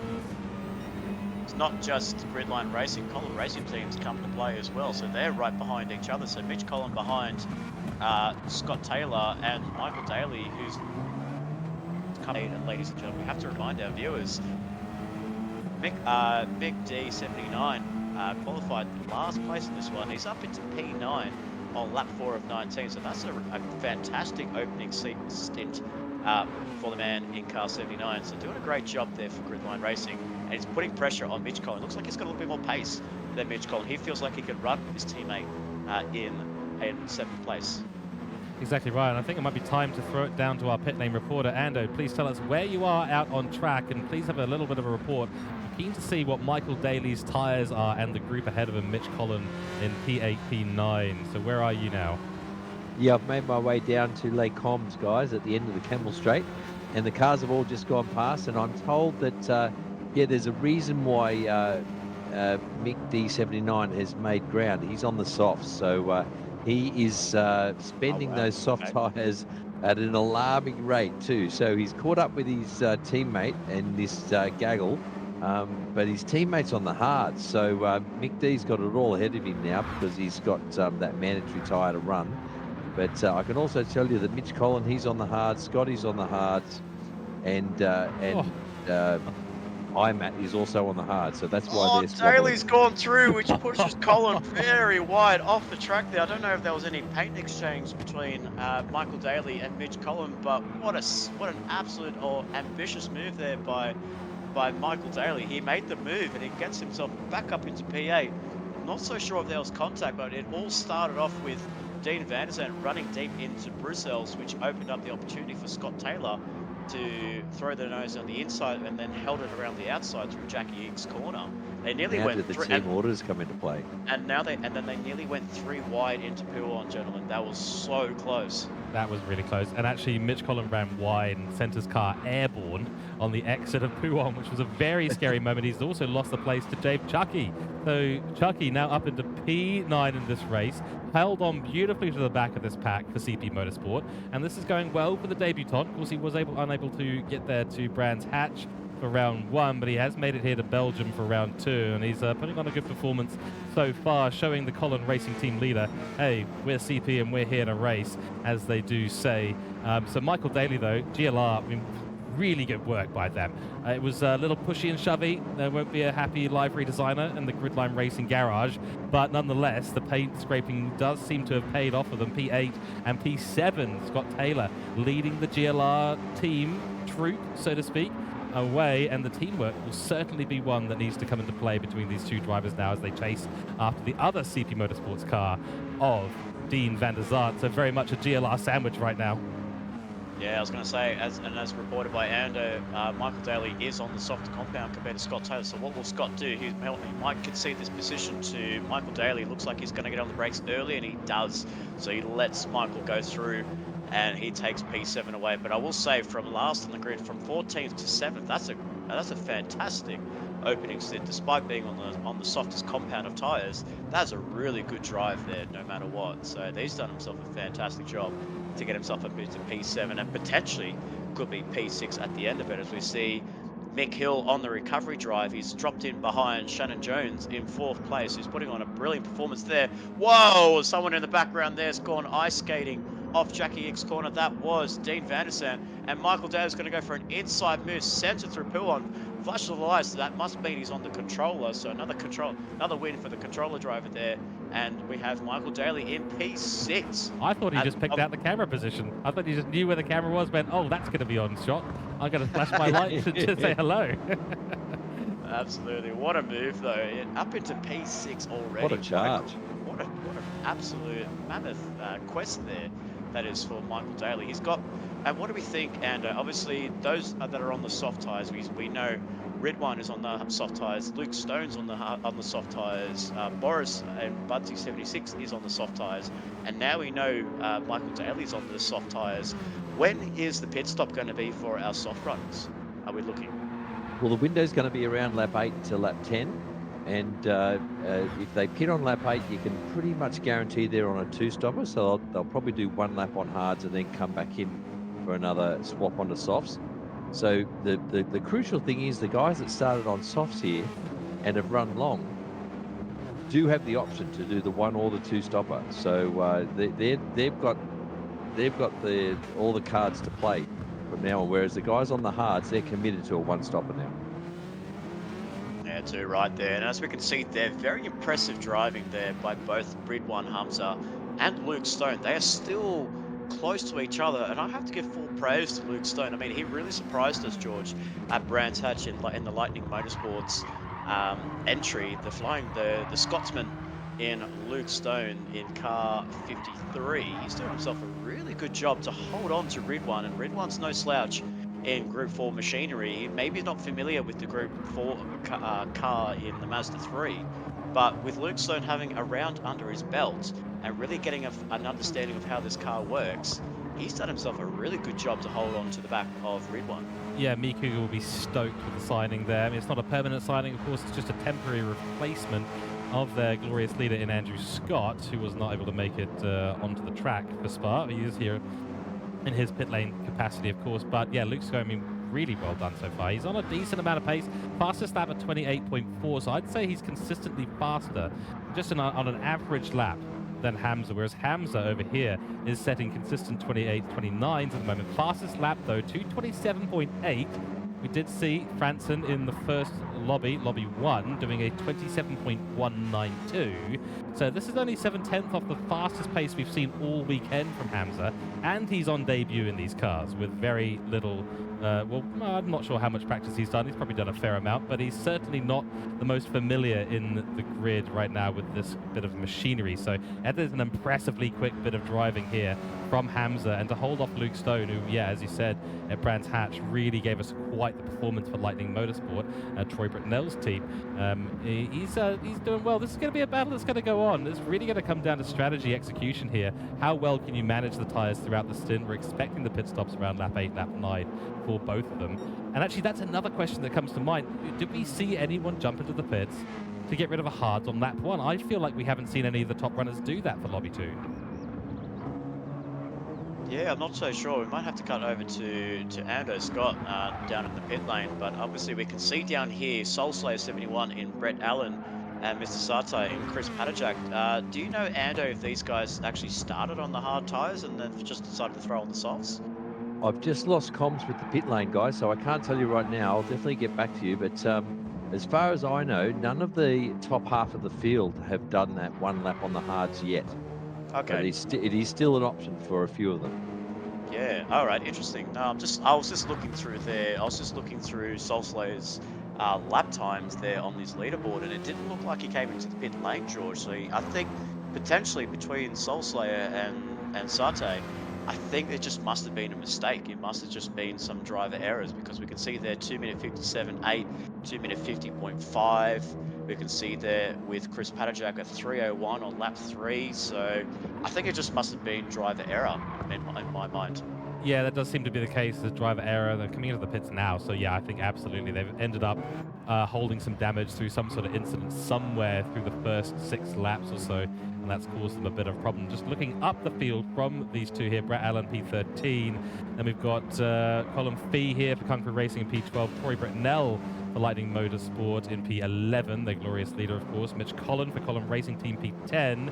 Then there's Scott Taylor right on the back of Dean van der Zaan. There's 2 CP Motorsport cars in a row. That's Dave Chucky, who's got up ahead of his teammate and Dean van der Zaan. What's happened here? We have missed something critical in this race here. Chucky's on an absolute charge. Absolutely, and what a debut it is for Crook there, for Dave Chucky there in car number 15. I was about to say, Scott Taylor down to P9, so it may be a contact between Dean van der Zaan and Scott Taylor, because we saw those two in very close quarters. Last time we saw van der Zaan was going flying off the track at Jackie X corner, and Scott Taylor almost tried to capitalize on that, but there may be just contact between those two drivers has dropped them down the order and has actually promoted David Chucky up into P7. So it's a very opportunistic move there by the debutant for CP Motorsports. Yeah, too right. We have had a notice from our tyre supplier that they did find a bit of a problem with that particular version of the tyre that was being used. That has been fixed now. It was a manufacturing issue. Luckily, no issues for the rest of the tyres that have been supplied. They've all been tested and retested, so we thank them for that. But of course, it was a disaster for Dean van der Zandt last time. Pops tyre straight into the barrier. That is no fun to deal with, and luckily he has come out of that okay for CP Motorsports. But yeah, Cooke here, Dave Chucky, he's absolutely on a flyer, whether there was an issue or not for Dean van der Zandt and Scott Taylor. That means that Mick Daly now going to be in a bit of trouble. He's got a rapid CP Motorsports car approaching from the behind. And of course, then there we do have Shannon Jones, Mick Hill in P4, Boris Blazenik currently for War, Wicked Awesome Racing up in P3 in the doldrums. By a massive amount. He's going somewhere and also going absolutely nowhere right now. And then, of course, Luke Stone and Hamza, who have had a bit of a gap develop between them. Hamza's absolutely flying still, whereas Luke Stone is just falling back slightly now in this race for P1. Yeah, slightly falling back there is Luke Stone. He's still they're both setting 2-minute 30s now, but obviously with Luke Stone just setting himself a little bit of a slower time compared to Ridwan in P1. But we have to give full credits to Boris Blazenik and Budsy 76. He's done a really good job to finally break away from that pack that he was stuck in the early stages of this first stint. But you can just definitely see there what pace he had compared to the rest of the field there. So he's got himself a huge clear air in front and behind.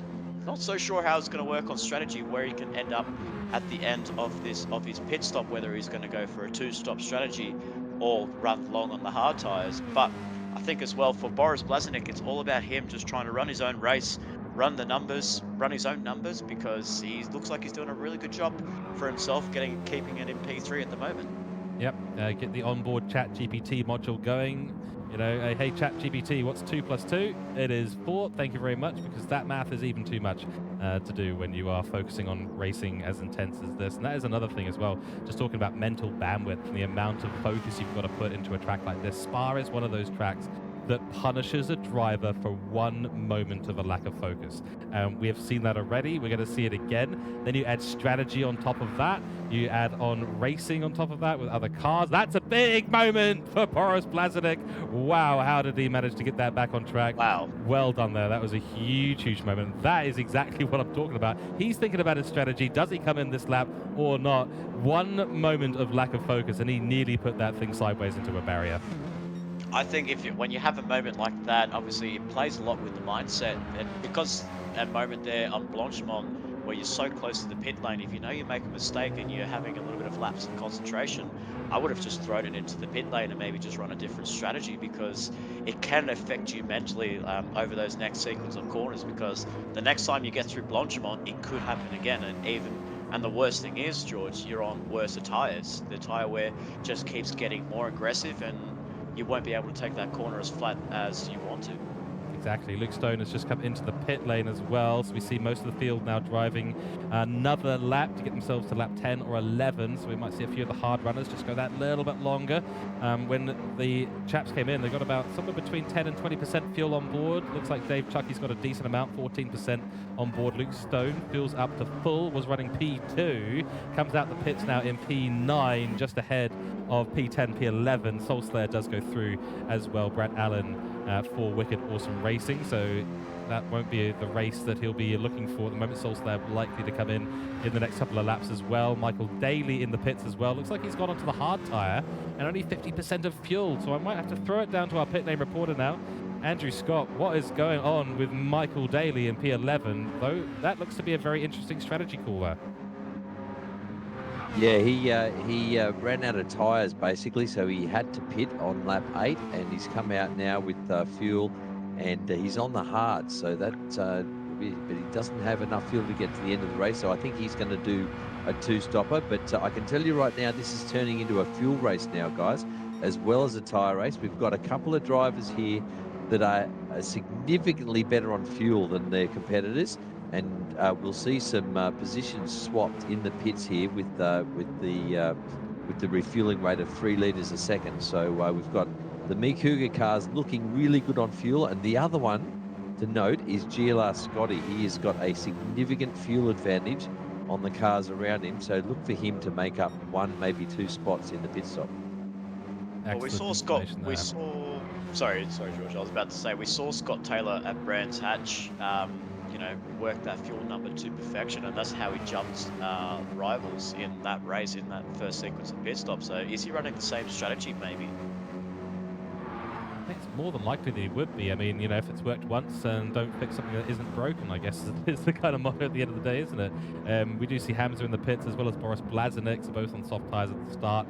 Hamza definitely done well on the fuel, 20% of fuel on board. That's going to mitigate the amount of time needed to spend in the pits. Mitch Collin now coming into the pits as well. That leaves Dean van der Zaan going out once again for CP Motorsport, who hasn't done one of his pit stops yet. So that leaves 3 out there right now. Mick Hill, Shannon Jones, and Dean van der Zaan still yet to do a pit stop, as well as Troy Britnell. So 4 still to come into their pit stop. They're doing 1 extra lap here, but that'll be all that they can do because fuel, as we've heard before and we'll hear once again, is the constraint. Fuel is the constraint. Boris comes out, and he's actually ahead of Hamza. So Hamza's going to the end now, done a lot of refueling. I think Boris Blazenic has maybe either underfueled or has decided to go out for a short stint. I think he's just gone for a short stint on hard tyres because I didn't see any fuel go on that car, so I didn't see the numbers go up. So I saw Ridwan's numbers go up pretty high, but with Boris Blazenic's car, I think he's just looks like he might be doing a 1 lap on the hards, ditch him, and throw on the soft tyres. Wow, that's going to be interesting. So Boris is going to have a lot of pace at the end of this race. He's going to have to push every single lap for the remaining 8 laps of the race once he does come in for his pit stop once again. So the 2-stop has been an interesting one, isn't it? Because it depends on how you execute it as to whether it's effective or not. If you do jump out on the hard tyres at the start, do 1 lap, come back in, then you've got 2 uninterrupted stints at maximum pace. Whereas Boris here is going to have to switch pace momentarily in the middle of these 2 soft stints, assuming he does go back onto the softs. And yeah, running with those hard tyres at the 1 lap, I mean, it should work, but the question is, has he maybe given up a little bit in that 2-stopper to the 1-stop strategy here? Yeah, I think that might have just shot him in the foot, unfortunately, for Boris Blazenic, because if he comes in for another pit stop, he's going to drop well down the order. I don't think he's going to be inside the top 8 at the end of the sequence of pit stops, because by the majority of them, it looks like they're all going to go a 1-stop strategy, with Boris not fueling the car up, just only changing the tyres, and he's probably going to try and, you know, do what he did in that first stint and just try and throw the car around and try and get the car to work to get and send moves on the inside in every corner that he can. Yeah. And try and work his way up back inside that top 8. But at the moment, as he's trying to make a move on Troy Britnell, which he does around the outside of Longchamp, he's going to get that done well executed before he gets himself into the bus stop. But yeah, I'm not so sure if that's a strategy for Buzzy to do. I mean, I would have maybe a little bit of fuel in his car and maybe throw on the hard tyres and then go on softs. I'm not 100% sure there, but look at the fuel numbers that we're seeing here amongst our drivers here. Mick Hill, a man of the match performance there compared to the rest of the drivers. 17% of fuel. That's a lot of time. That's a lot of time. Compared to Shannon Jones with 2%, Dean van der Zaan, Matt on 8%, Isa Budsey in Boris Blazenic 7%, and Troy Britnell 2%. Wow, just for comparison, I mean, that's 15% difference between Shannon Jones and Mick Hill. That is a 5-second difference in the amount of time stopped if you want to get onto equal fuel. So there's a lot more fuel being spent around the grid. Mick Hill's done a fantastic job to really make a conservative effort on his fuel today. Hamza back up in the lead, Luke Stone P2. Then it's Soulslayer still to pit, as far as I'm aware. So Brett Allen will still have the pit. And Mick Daly, though, will just sneak it as well. Mick Daly will go around the outside. He will grab the position from Mick Hill. Interesting move there. GLR Scotty, I think, nearly gets through as well. No, he's still behind, unfortunately for him. Mick Daly, though, up into P4 in this race with a Brett Allen car in P3. Still to pit in this race, though, as I understand it. So there will be another switch up later in a few laps' time. But yeah, really good fuel saving. You can see the difference there. Cruising is Shannon Jones coming out a number of positions behind Mick Hill, who he was technically keeping up with at the beginning of this race, and behind Mitch Collin now. Yeah, so definitely a lot of fuel lost there in that Kung Fu Racing entry for Shannon Jones. So you could definitely tell the difference between the fuel numbers of what the Me Cougar boys are running and what the Kung Fu Racing boys are running. So huge fuel saving there from the Me Cougar boys. They've done a very good job. And even as well, you have to look at what Ridwan has actually done over Luke Stone. He actually got an overcut thanks to his fuel numbers. So that's why we see the gap between Ridwan and Luke huge, like massive between those two drivers because they were tooth and nail pretty much in that opening stint. And then you look at them on track right now, Ridwan's got a huge gap over Luke Stone, and he's really played that to perfection with only 9 laps to go till the end of the race, or almost 8 laps to go till the end of this race. He's going to be looking pretty for another win, for a win here on his debut at MotorMotion. So while we saw Morgan Davey take his debut win in the Trak Racer TCR Cup, will we see another one in Ridwan Hamza in 8 laps time? We may well indeed. It's going to be an exciting finish to this race. Let's see if Luke Stone can keep up with the Me Cougar drivers and take home a P2 at the very least. He's still sniffing at the heels of a P1 finish, so we'll keep a very close eye on that. We've got a battle going on here. Dean van der Zart versus Colin Fee. Colin Fee, unfortunately, though, does have a penalty, 0.5 second to his name, so this will be an easy one for Dean van der Zart. Pulls off the racing line, does Colin Fee. Dean van der Zart goes to the outside, and that's all said and done. Dean van der Zart moves up into P9. Colin Fee will have to settle at the moment for P10 and do a little bit of a fight back. There is Boris Blazenik in P11. So did we say the prediction came right? I think the prediction came right here, Nick. Yeah, definitely not the strategy that Boris Blazenik wanted to do. I think I can understand what he wanted to do to try and not be on the hard tires. Oh! That's Wow. a huge moment. That is a tyre off the rear at the entry to the braking zone at the bus stop chicane. And that car said absolutely not, went sideways. And the game said, I'm going to save you, and reset him back to the beginning of the bus stop. That is terrifying to watch. Wow. The first of the commentators' curse right there, folks, this season. Just when we jump on board with him. Yeah, as we saw a huge mistake in Brands Hatch, that was really a repeat of another big crash that was going to be in Boris Blazenik's end of the wicked awesome racing. And certainly that wasn't wicked awesome for Boris Blazenik coming through the bus stop on that lap. So he can count his lucky stars that he got saved by the Gran Turismo 7 game, just pulling him back and saying, "I've got you. I'm gonna hold. I'll pull you up."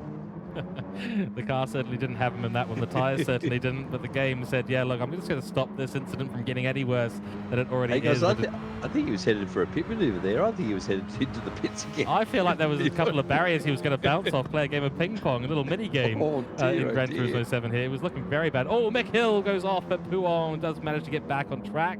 That's very lucky because that green strip will tend to run you very, very deep out onto the bumps on the outside concrete of Pouon. So that's a nice little save from Mick Hill. He's under a little bit of pressure because Michael Daly behind in P4 with his teammate GLR Scotty looking to close up that gap to the Me Cougar driver. The time will tell certainly in the next 7 laps as things do cool down ever so slightly here for the moment. We've got Mitch Collin as well. The camera has just decided to completely break itself. The cameraman figuring out what's going on. There we go. Mitch Collin, of course, Collin Racing Team up ahead now of Shannon Jones in P7 with Dean van der Zart closing down these two as well. But what a drive from Hamza so far. It's really working out for the Me Cougar drivers today. Don't count out Lightning Motorsport though. They are right in the thick of things in P2. Oh, absolutely not. I will never count out someone like Luke Stone, who was actually putting on a very good challenge in that opening stint. Looks like he's not very strong on these hard tyres compared to Ridwan in first place. But I will have to say the biggest winner out of all of this is Scott Taylor, started P7, and he's not too far away from Mick Hill in third place. So potential podium for a double podium back-to-back for Car 37 for Scott Taylor. That'll be a huge effort for the man that leads this series which is the Trak Racer TCR Cup presented by MotorMotion Esports. So if he can get himself back onto the podium yet again, that would be a huge win for Scott Taylor. And you know, that is definitely played into the hands very nicely with the fuel as well. So he's done a really good job there. He's actually pretty much matching Mick Hill's pace relative to each other. So they're both working together but I'm just here. Here's where I'm confused, George. Between Mick Hill in third place, Luke Stone in second, and Ridwan Hamza in first, those two have got some huge gaps over them. Obviously, the soft tyres benefited them in that opening stint, yes, but is it too late for Mick Hill to have any chances of getting close to Luke Stone? One, and second, can he actually think about putting any pressure on his teammate, in his new teammate in Ridwan? Yeah, I mean, we've got to keep an eye on the lap times, that's for sure. Mick Hill currently running in the 2-minute 30s.2, so it's not exactly the super quick out there right now. Looks like he's managing the pace and the fuel just a little bit at the minute, whereas Luke Stone's currently running in the 31. So actually there is a pace deficit right now, but it's only about 1.5 seconds per lap. That, by the looks of the track map right now, is not going to be enough to put Mick Hill in shooting distance of the Lightning Motorsport Mazda 3. So at this stage, I would probably argue that Luke Stone's got it in hand right now. It's his to lose. He just needs to keep it consistent. Even if he runs 231s all the way for the rest of this race, I get the feeling he's got just enough time in hand to pull this one out. But that also means that he's not going to have the time to catch up to Hamza, who's away and laughing at the moment. Then again, look, I've discounted Mick Hill to my peril a number of times over my time at MotorMotion E-Series, and he's always proved me wrong. So don't take that as verbatim. Let's put it that way. Mick Hill's got every chance to catch back up. Luke Stone just needs to keep it really consistent now. Maybe find a little bit of extra pace out there would help in this last stint of the race. Hill is 1.5 seconds up on his best, about to cross the finish line. So he is flying. Yeah, I was about to cross over to you, Ando, right there as he's scored 1.7 faster on his personal best. Not the fastest lap in the race, 1 minute 27.8 set by Ridwan Hamza on the second lap of this 19-lap race. But I was about to cross to you, and because you didn't actually race this event, obviously we can give your insight analysis of what you probably would have done in the race. I was going to say that, would you have adapted the Ridwan strategy, or would you have actually gone and copied what Mick Hill is doing? Because is there any gains in any of those strategies?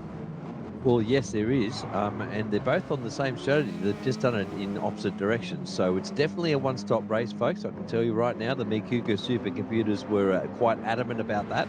And it's 10 softs if you can do them. And that's what Mick Hill and Hamza are doing today. I think they're doing 10 soft, 9 hard. And they're making the fuel last as well. Short shifting to get that pit stop time down to an absolute minimum. And I can tell you right now, it's not over yet, George. Luke Stone is being reeled in hand over fist by Mick Hill right now. Yeah, I mean, we saw the lap time there was a really good one as Boris Blaznek manages to go purple in Sector 1.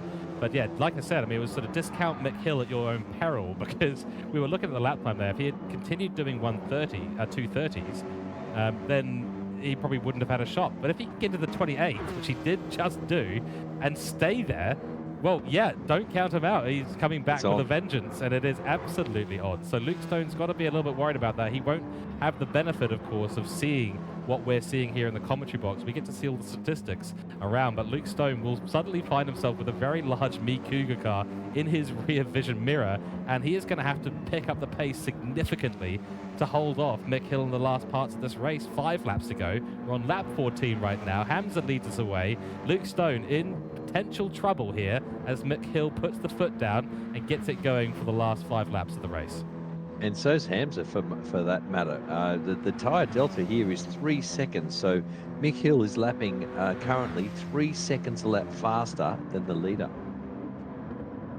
Yeah, interesting indeed there for Mick Hill, because he's got himself 5 laps to go to get to the back of Luke Stone, which he's about to do.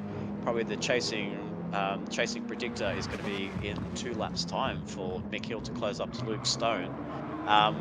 But then again, like the gap towards Ridwan, he's about to come up through El Rouge and Radion right now, as we can see in the foreground over there. We can see Ridwan, he has come through right now. Luke Stone is nowhere near El Rouge until about now. We're looking at about 8 seconds or 8 odd seconds between Ridwan and Luke, and then potentially 12 seconds between Ridwan and Mick. So I'm not so sure if we can see Mick Hill use those soft tyres to his advantage and challenge his super sub teammate in Ridwan. Yeah, 2:28.5s there for Mick Hill. He is flying. Stone's done a 32, 2 in a row. And the leader's done a 34. So Mick Hill right now has got Wow. a pace to be right up there with these two very, very soon in this race. And we'll keep an eye on that as well. We've seen some movement behind as well. Mitch Collin did get the move done on Shannon Jones. That position has been reversed once again. And there's Dean van der Zandt. So Shannon Jones for Come Through Racing got a lot of work to do to hold off Collin Racing Team and CP Motorsports in behind, two very blue cars. In fact, all of these cars have got very different combinations of highlights. Some going for a favorite of black and white with a highlight of blue, and then we've got the very white with a highlight of blue and black car of Collin Racing Team, and then the very blue with highlights of white and black car of CP Motorsport. So really nice to see three significant but similar color choices and cars all going at it on track. A three-way battle for P5 right now between these three drivers. But the story is definitely going to be Mick Hill. What can he do in the last parts of this race? He's got plenty of time out there. 5 laps to go. We're only halfway through this lap, so I'm calculating that at about 9 minutes remaining in this race. Yeah, exactly. And I was looking at this battle pack here with Dean van der Zandt in 7th place. I'm actually very surprised at how he's got himself down there, because he was ahead of Scott Taylor before this first sequence of pit stops, and you can see where Scott Taylor is well clear going on to Blanchimont, and we can see Dean van der Zandt in 7th place. He's so far behind Scott Taylor, so something major must have happened in that pit stop. Maybe a pit stop blunder or Fuel.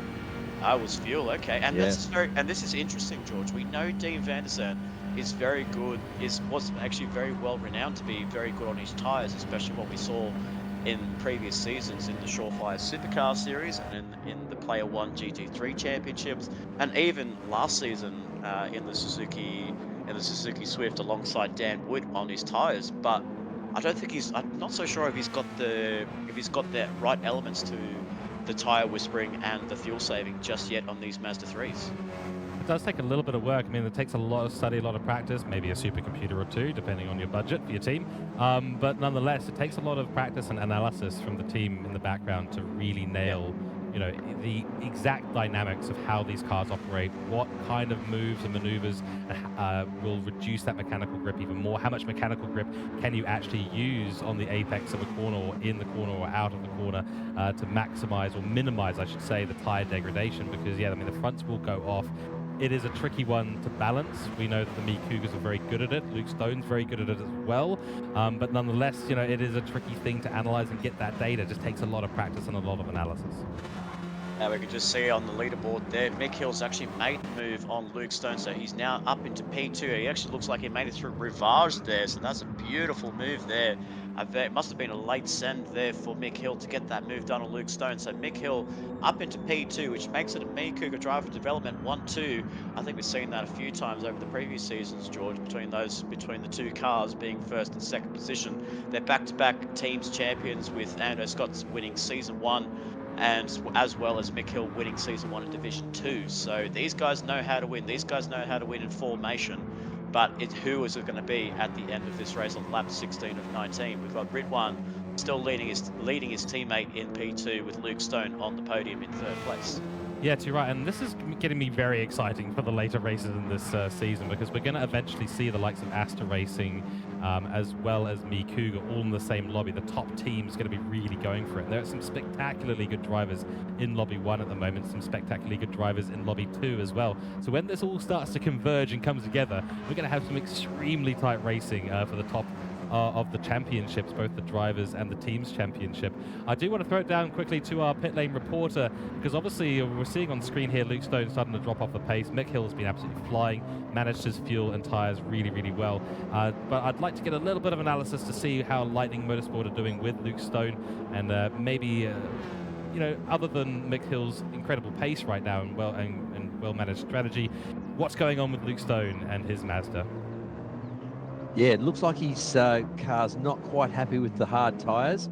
As reported earlier from you guys, his last 4 laps have been in the 32s, which is not quite going to work on a one-stop strategy. You want to be in the 31s on the hards if you want to end up on the podium today.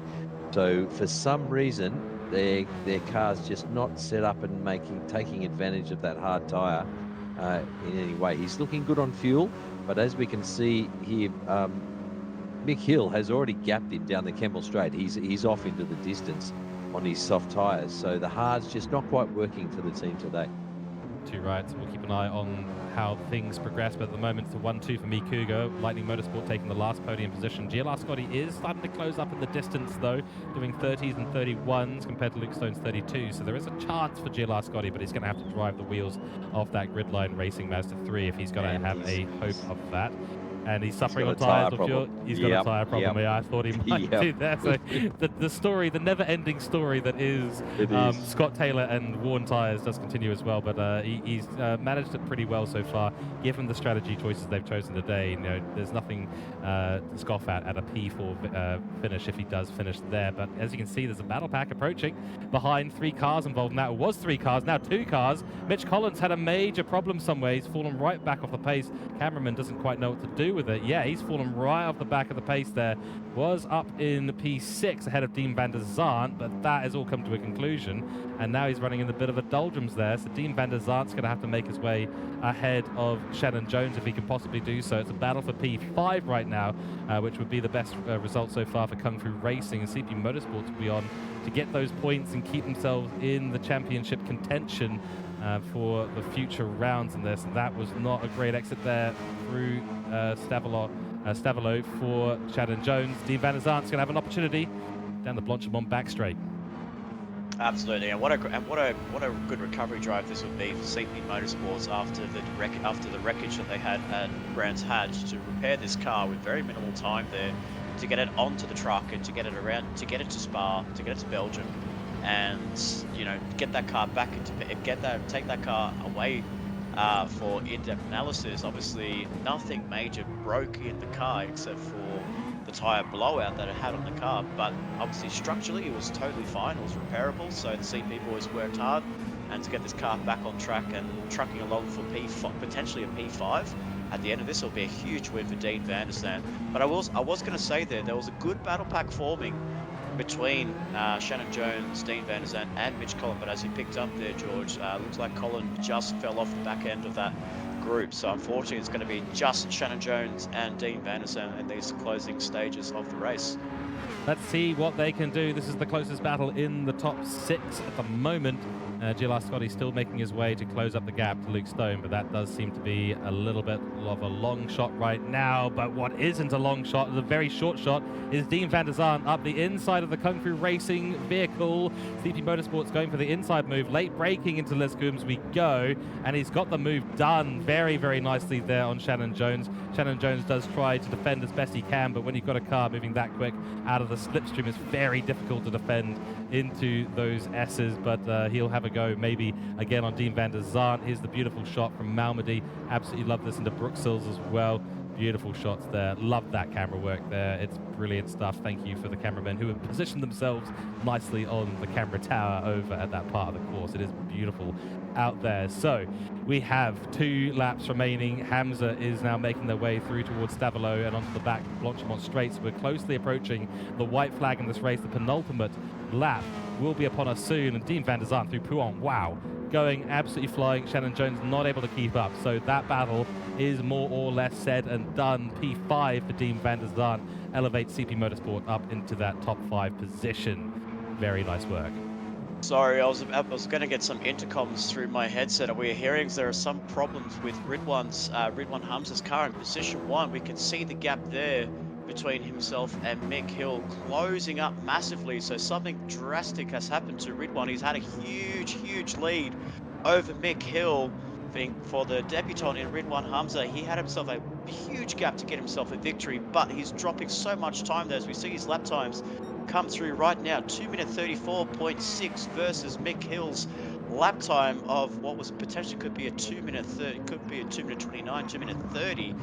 2-minute 30 is set for his lap time, and it's the last lap there. So Ridwan coming through troubles on this last lap here, George, and the gap has closed massively between the 2 Cooke drivers. Now they've just got to worry a little bit. Of course, that means if 2 team members up there, so if the positions do reverse, well, it is what it is.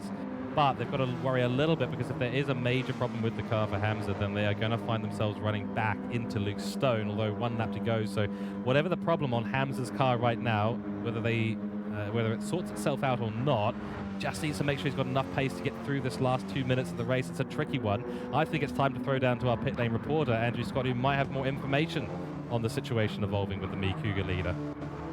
Yeah, it looks like Hamza's got a problem with, obviously he's on the hards, that's the first one, but with fuel. So he's going to be given the instruction, I think, soon to let the faster car through. This could be a multi-2-1 right here. Oh, okay, interesting. There we go. Team orders there. Oh, and he looks like he has done. So he's done that almost in a safe way, you could say. There, that was a very close quarters there for Mick Hill if he got taken out by his debuting teammate in grid 1. But it is team orders there. I thought it was down on cylinders. That's why I heard a bit of an interesting note come from grid 1's engine sound there, but as reported by Ando, he was saving fuel and he was down on fuel numbers. But it is Mick Hill who actually leads the race for the first time, George, and it's very reminiscent of what we saw in 2014 at the Bathurst 1000 when it came to the last lap between Jamie Whincup and Chas Mossad. All you have to do is lead one lap of the race, and if it's lucky enough, it's the last lap. Yeah, exactly right, and that's exactly what Mick Hill's done here today. So fantastic, exhilarating things on screen right now. We do see a switch up in the lead of this race on the last lap, and it will be Mick Hill, as far as we can tell, unless he gets team orders to reverse the positions again, which is unlikely in this scenario. But nonetheless, Mick Hill on for a big win here. First win, of course, in Season 3, and it does feel a little bit reminiscent of TCR Season 2 as well. Not in the switch-up of the positions, but seeing Mick Hill on the front row of the grid. He's been there a number of times. It will be there again. Cooke, two drivers across the line, P1, P2, Mick Hill and Hamza take it out for Cooke. But don't take anything away from this man right now. Lightning Motorsports' Luke Stone takes home a very convincing P3. Nearly had a P2 on as well, but the strategy did not work out. Dean van der Zant does come out ahead, and there's no Kung Fu racing car there. GLR Scotty gets P5. Looks like Shannon Jones has had a problem at the end of the race because he is nowhere to be seen. Mitch Collin will be coming home in P7, followed by Boris Blazenik, who goes very deep and takes a very interesting racing line at the last corner there. Not quite sure what Boris is up to, but he does come across the line in style in P7. Troy Britnell also getting up ahead of the Kung Fu Racing team, Shannon Jones, who is there in P9 and looking rather worse for wear, I might say. That is going to be something that we'll have to discuss, me and him, in the pit lane after the race. He's out of fuel, so a miscalculation by the team engineers at Kung Fu Racing. He'll cross the line in very slow but sure style to take P9. P10 will go to his teammate Colin Fee, and that's the top 10 right now. Michael Daly, we thought was really on for a big race here, but unfortunately ends up in P11, followed by Brett Allen, and then the debutant for CP Motorsport, unable to make race 1, made race 2, was making some waves in this race as well, but Dave Chucky will come home P13, unless Colin Racing has something to say about that in the last couple of corners, but unlikely, I would say, at this stage, unless there is a fuel issue. Got damage, so we'll just keep an eye on this as we do head towards the last part here. Who knows? But actually, yes, so that's Colin Racing rather slow. So like that is he's out of fuel. Oh. Wow. So what could have been there, but potential to switch up at the end, won't be, unfortunately. So we refocus on our winners. Cooke taking home a solid victory today. Chaps, that was a very, very fascinating Lobby 2. We're going to talk all about it in just a moment as we bring up the race results for Lobby 2. And Mick Hill and Hamza, interesting scenario there at the end. Team orders coming into play a little bit, but a damaged car for Hamza, of course, unfortunately led the entire race. Did also take the fastest lap of this race. It does get more points technically than Mick Hill, but Mick Hill will secure his first victory here today. Then Luke Stone in P3. What a race, everyone. We've had a fantastic Lobby 1, now fantastic Lobby 2. Let's reminisce a bit on this Lobby 2, and we'll talk about Driver of the Day coming up. Yeah, absolutely. So it was some great racing all around by all of our drivers here in Lobby 2. Some fantastic side-by-side racing. Obviously, big props there to Dean van der Zant to get his CP Motorsports 132 up into P4 after what actually looked like to be a late pit stop there for Shannon Jones. I did see his car come into the pit lane. I did see a flash of the tyre and fuel number come when he came into the pit stop. He had 5% fuel left going into the final lap, George, but what he didn't do, he didn't change he changed tires, but he didn't change fuel. He didn't actually put fuel in the car, so it just must have been a double-click accident for the man in Kung Fu Racing. So that's why we saw him down the back end and just squabbling and coughing his way through the start-finish line. These things do happen. We'll have a debrief, of course, for Kung Fu Racing after this, and we'll see where things have gone slightly wrong for us.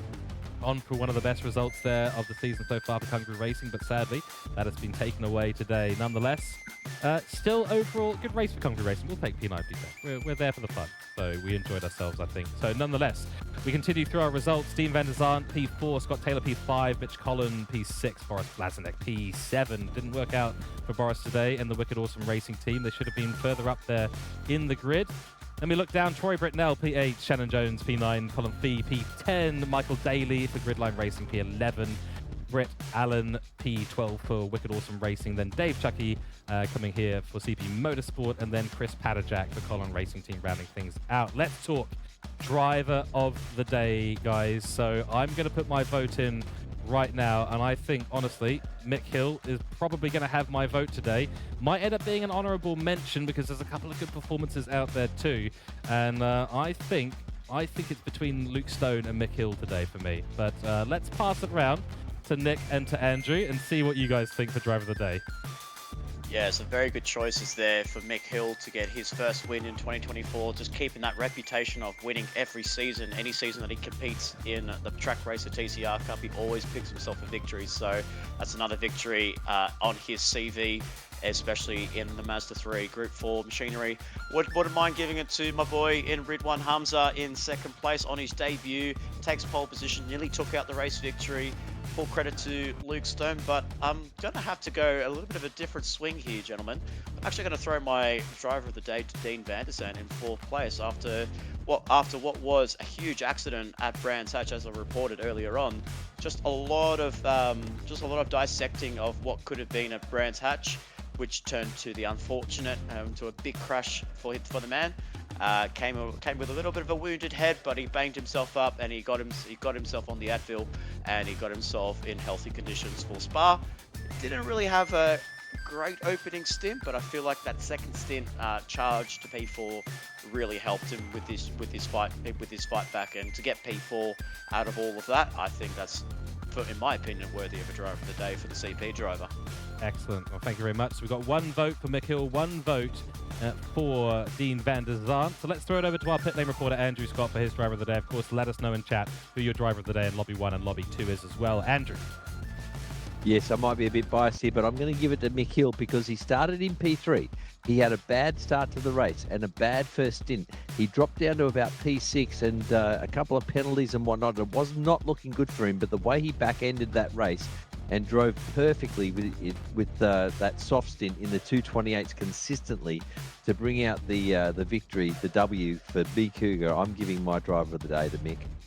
There we go. Okay, so we do have a bit of a split of opinion here today. I think I'm going to solidify on Luke Stone. I think he did very well out there for Lightning Motorsport. The strategy execution at the end didn't quite work out for him, but he had the pace to take a really good position, and he did end up taking a podium here. So we do have 1 point on Mick Hill, 1 point on Luke Stone, and 1 point on Dean van der Zandt. So you are going to be the tiebreakers, chat. Let us know in chat who your driver of the day is for Lobby 2, and we will calculate the points and figure out who that is. Nonetheless, what a race we have seen here today for Lobby 2. Congratulations to our top 3 and top 10 and all the drivers and teams out there. Fantastic work. And now we get to look forward to next round. It's round 3, and it is an endurance round. So we got 90 minutes of timed endurance late morning at the Nürburgring GP course to finish off the European leg of Season 3. 3 races will be down after next week, and we'll go over to the Americas to begin the second leg of the TCR Cup Season 3. So very exciting races to come up. Of course, next week for the broadcast, we will only be seeing Lobby 1.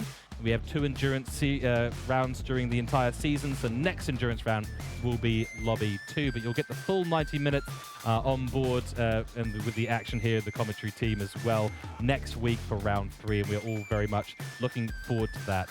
So, gentlemen, I'm going to throw it over to Nick and then Andrew for some final thoughts on today's proceedings, and then we're going to round out today's broadcast. Nick, over to you.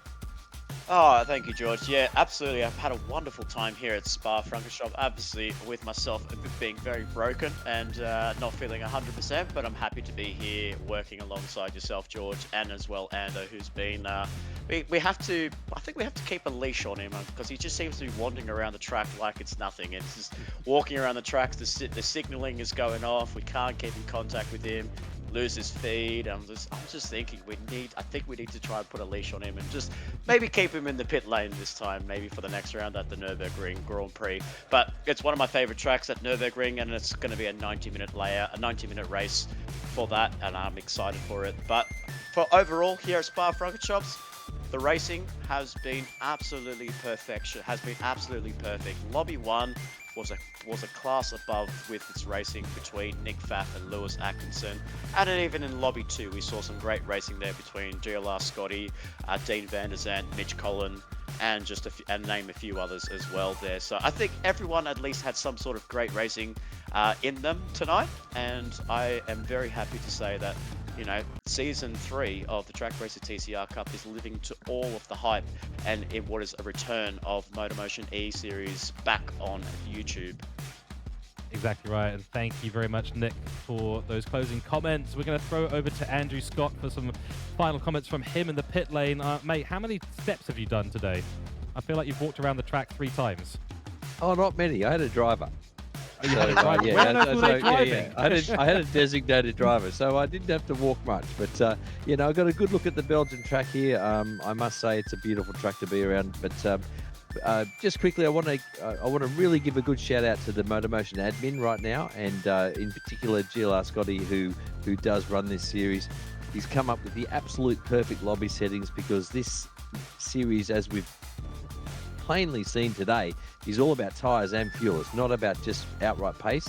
It's about managing a race and strategizing and getting to the checkered flag as quickly as possible. And with these mandatory tyres and the lobby settings, they're just perfect. They make it some really awesome racing. So shout out to Scotty. And just finally, I just want to say I do like Belgian beer. There we go. So no surprise there. And of course, I think I agree with Nick. We need to keep this man in Andrew Scott on a bit of a leash, because he is becoming a bit of a terror out there on the pit lane. But nonetheless, we appreciate all the analysis from our pit lane reporter, Andrew Scott. Thank you very, very much. As always, Nick, a big thank you to yourself as well. From the commentary box here, it's been myself, George Cooke, Nick Pautasso, and Andrew Scott, bringing you the round 2 commentary at season 3. We're going to leave it there. Thank you very much for tuning in. Remember to give us a like and subscribe here on the MotorMotion E-Series YouTube channel. Go and check us out on www.motormotioneseries.wordpress.com for all the latest news, articles, and series. We're going to leave it there. Thank you all very much. Have a fantastic rest of your evening, weekend, long weekend here, of course, because of the King's birthday free day that we all get. But nonetheless, thank you very much. Good evening, good night, and we will see you next time. Goodbye.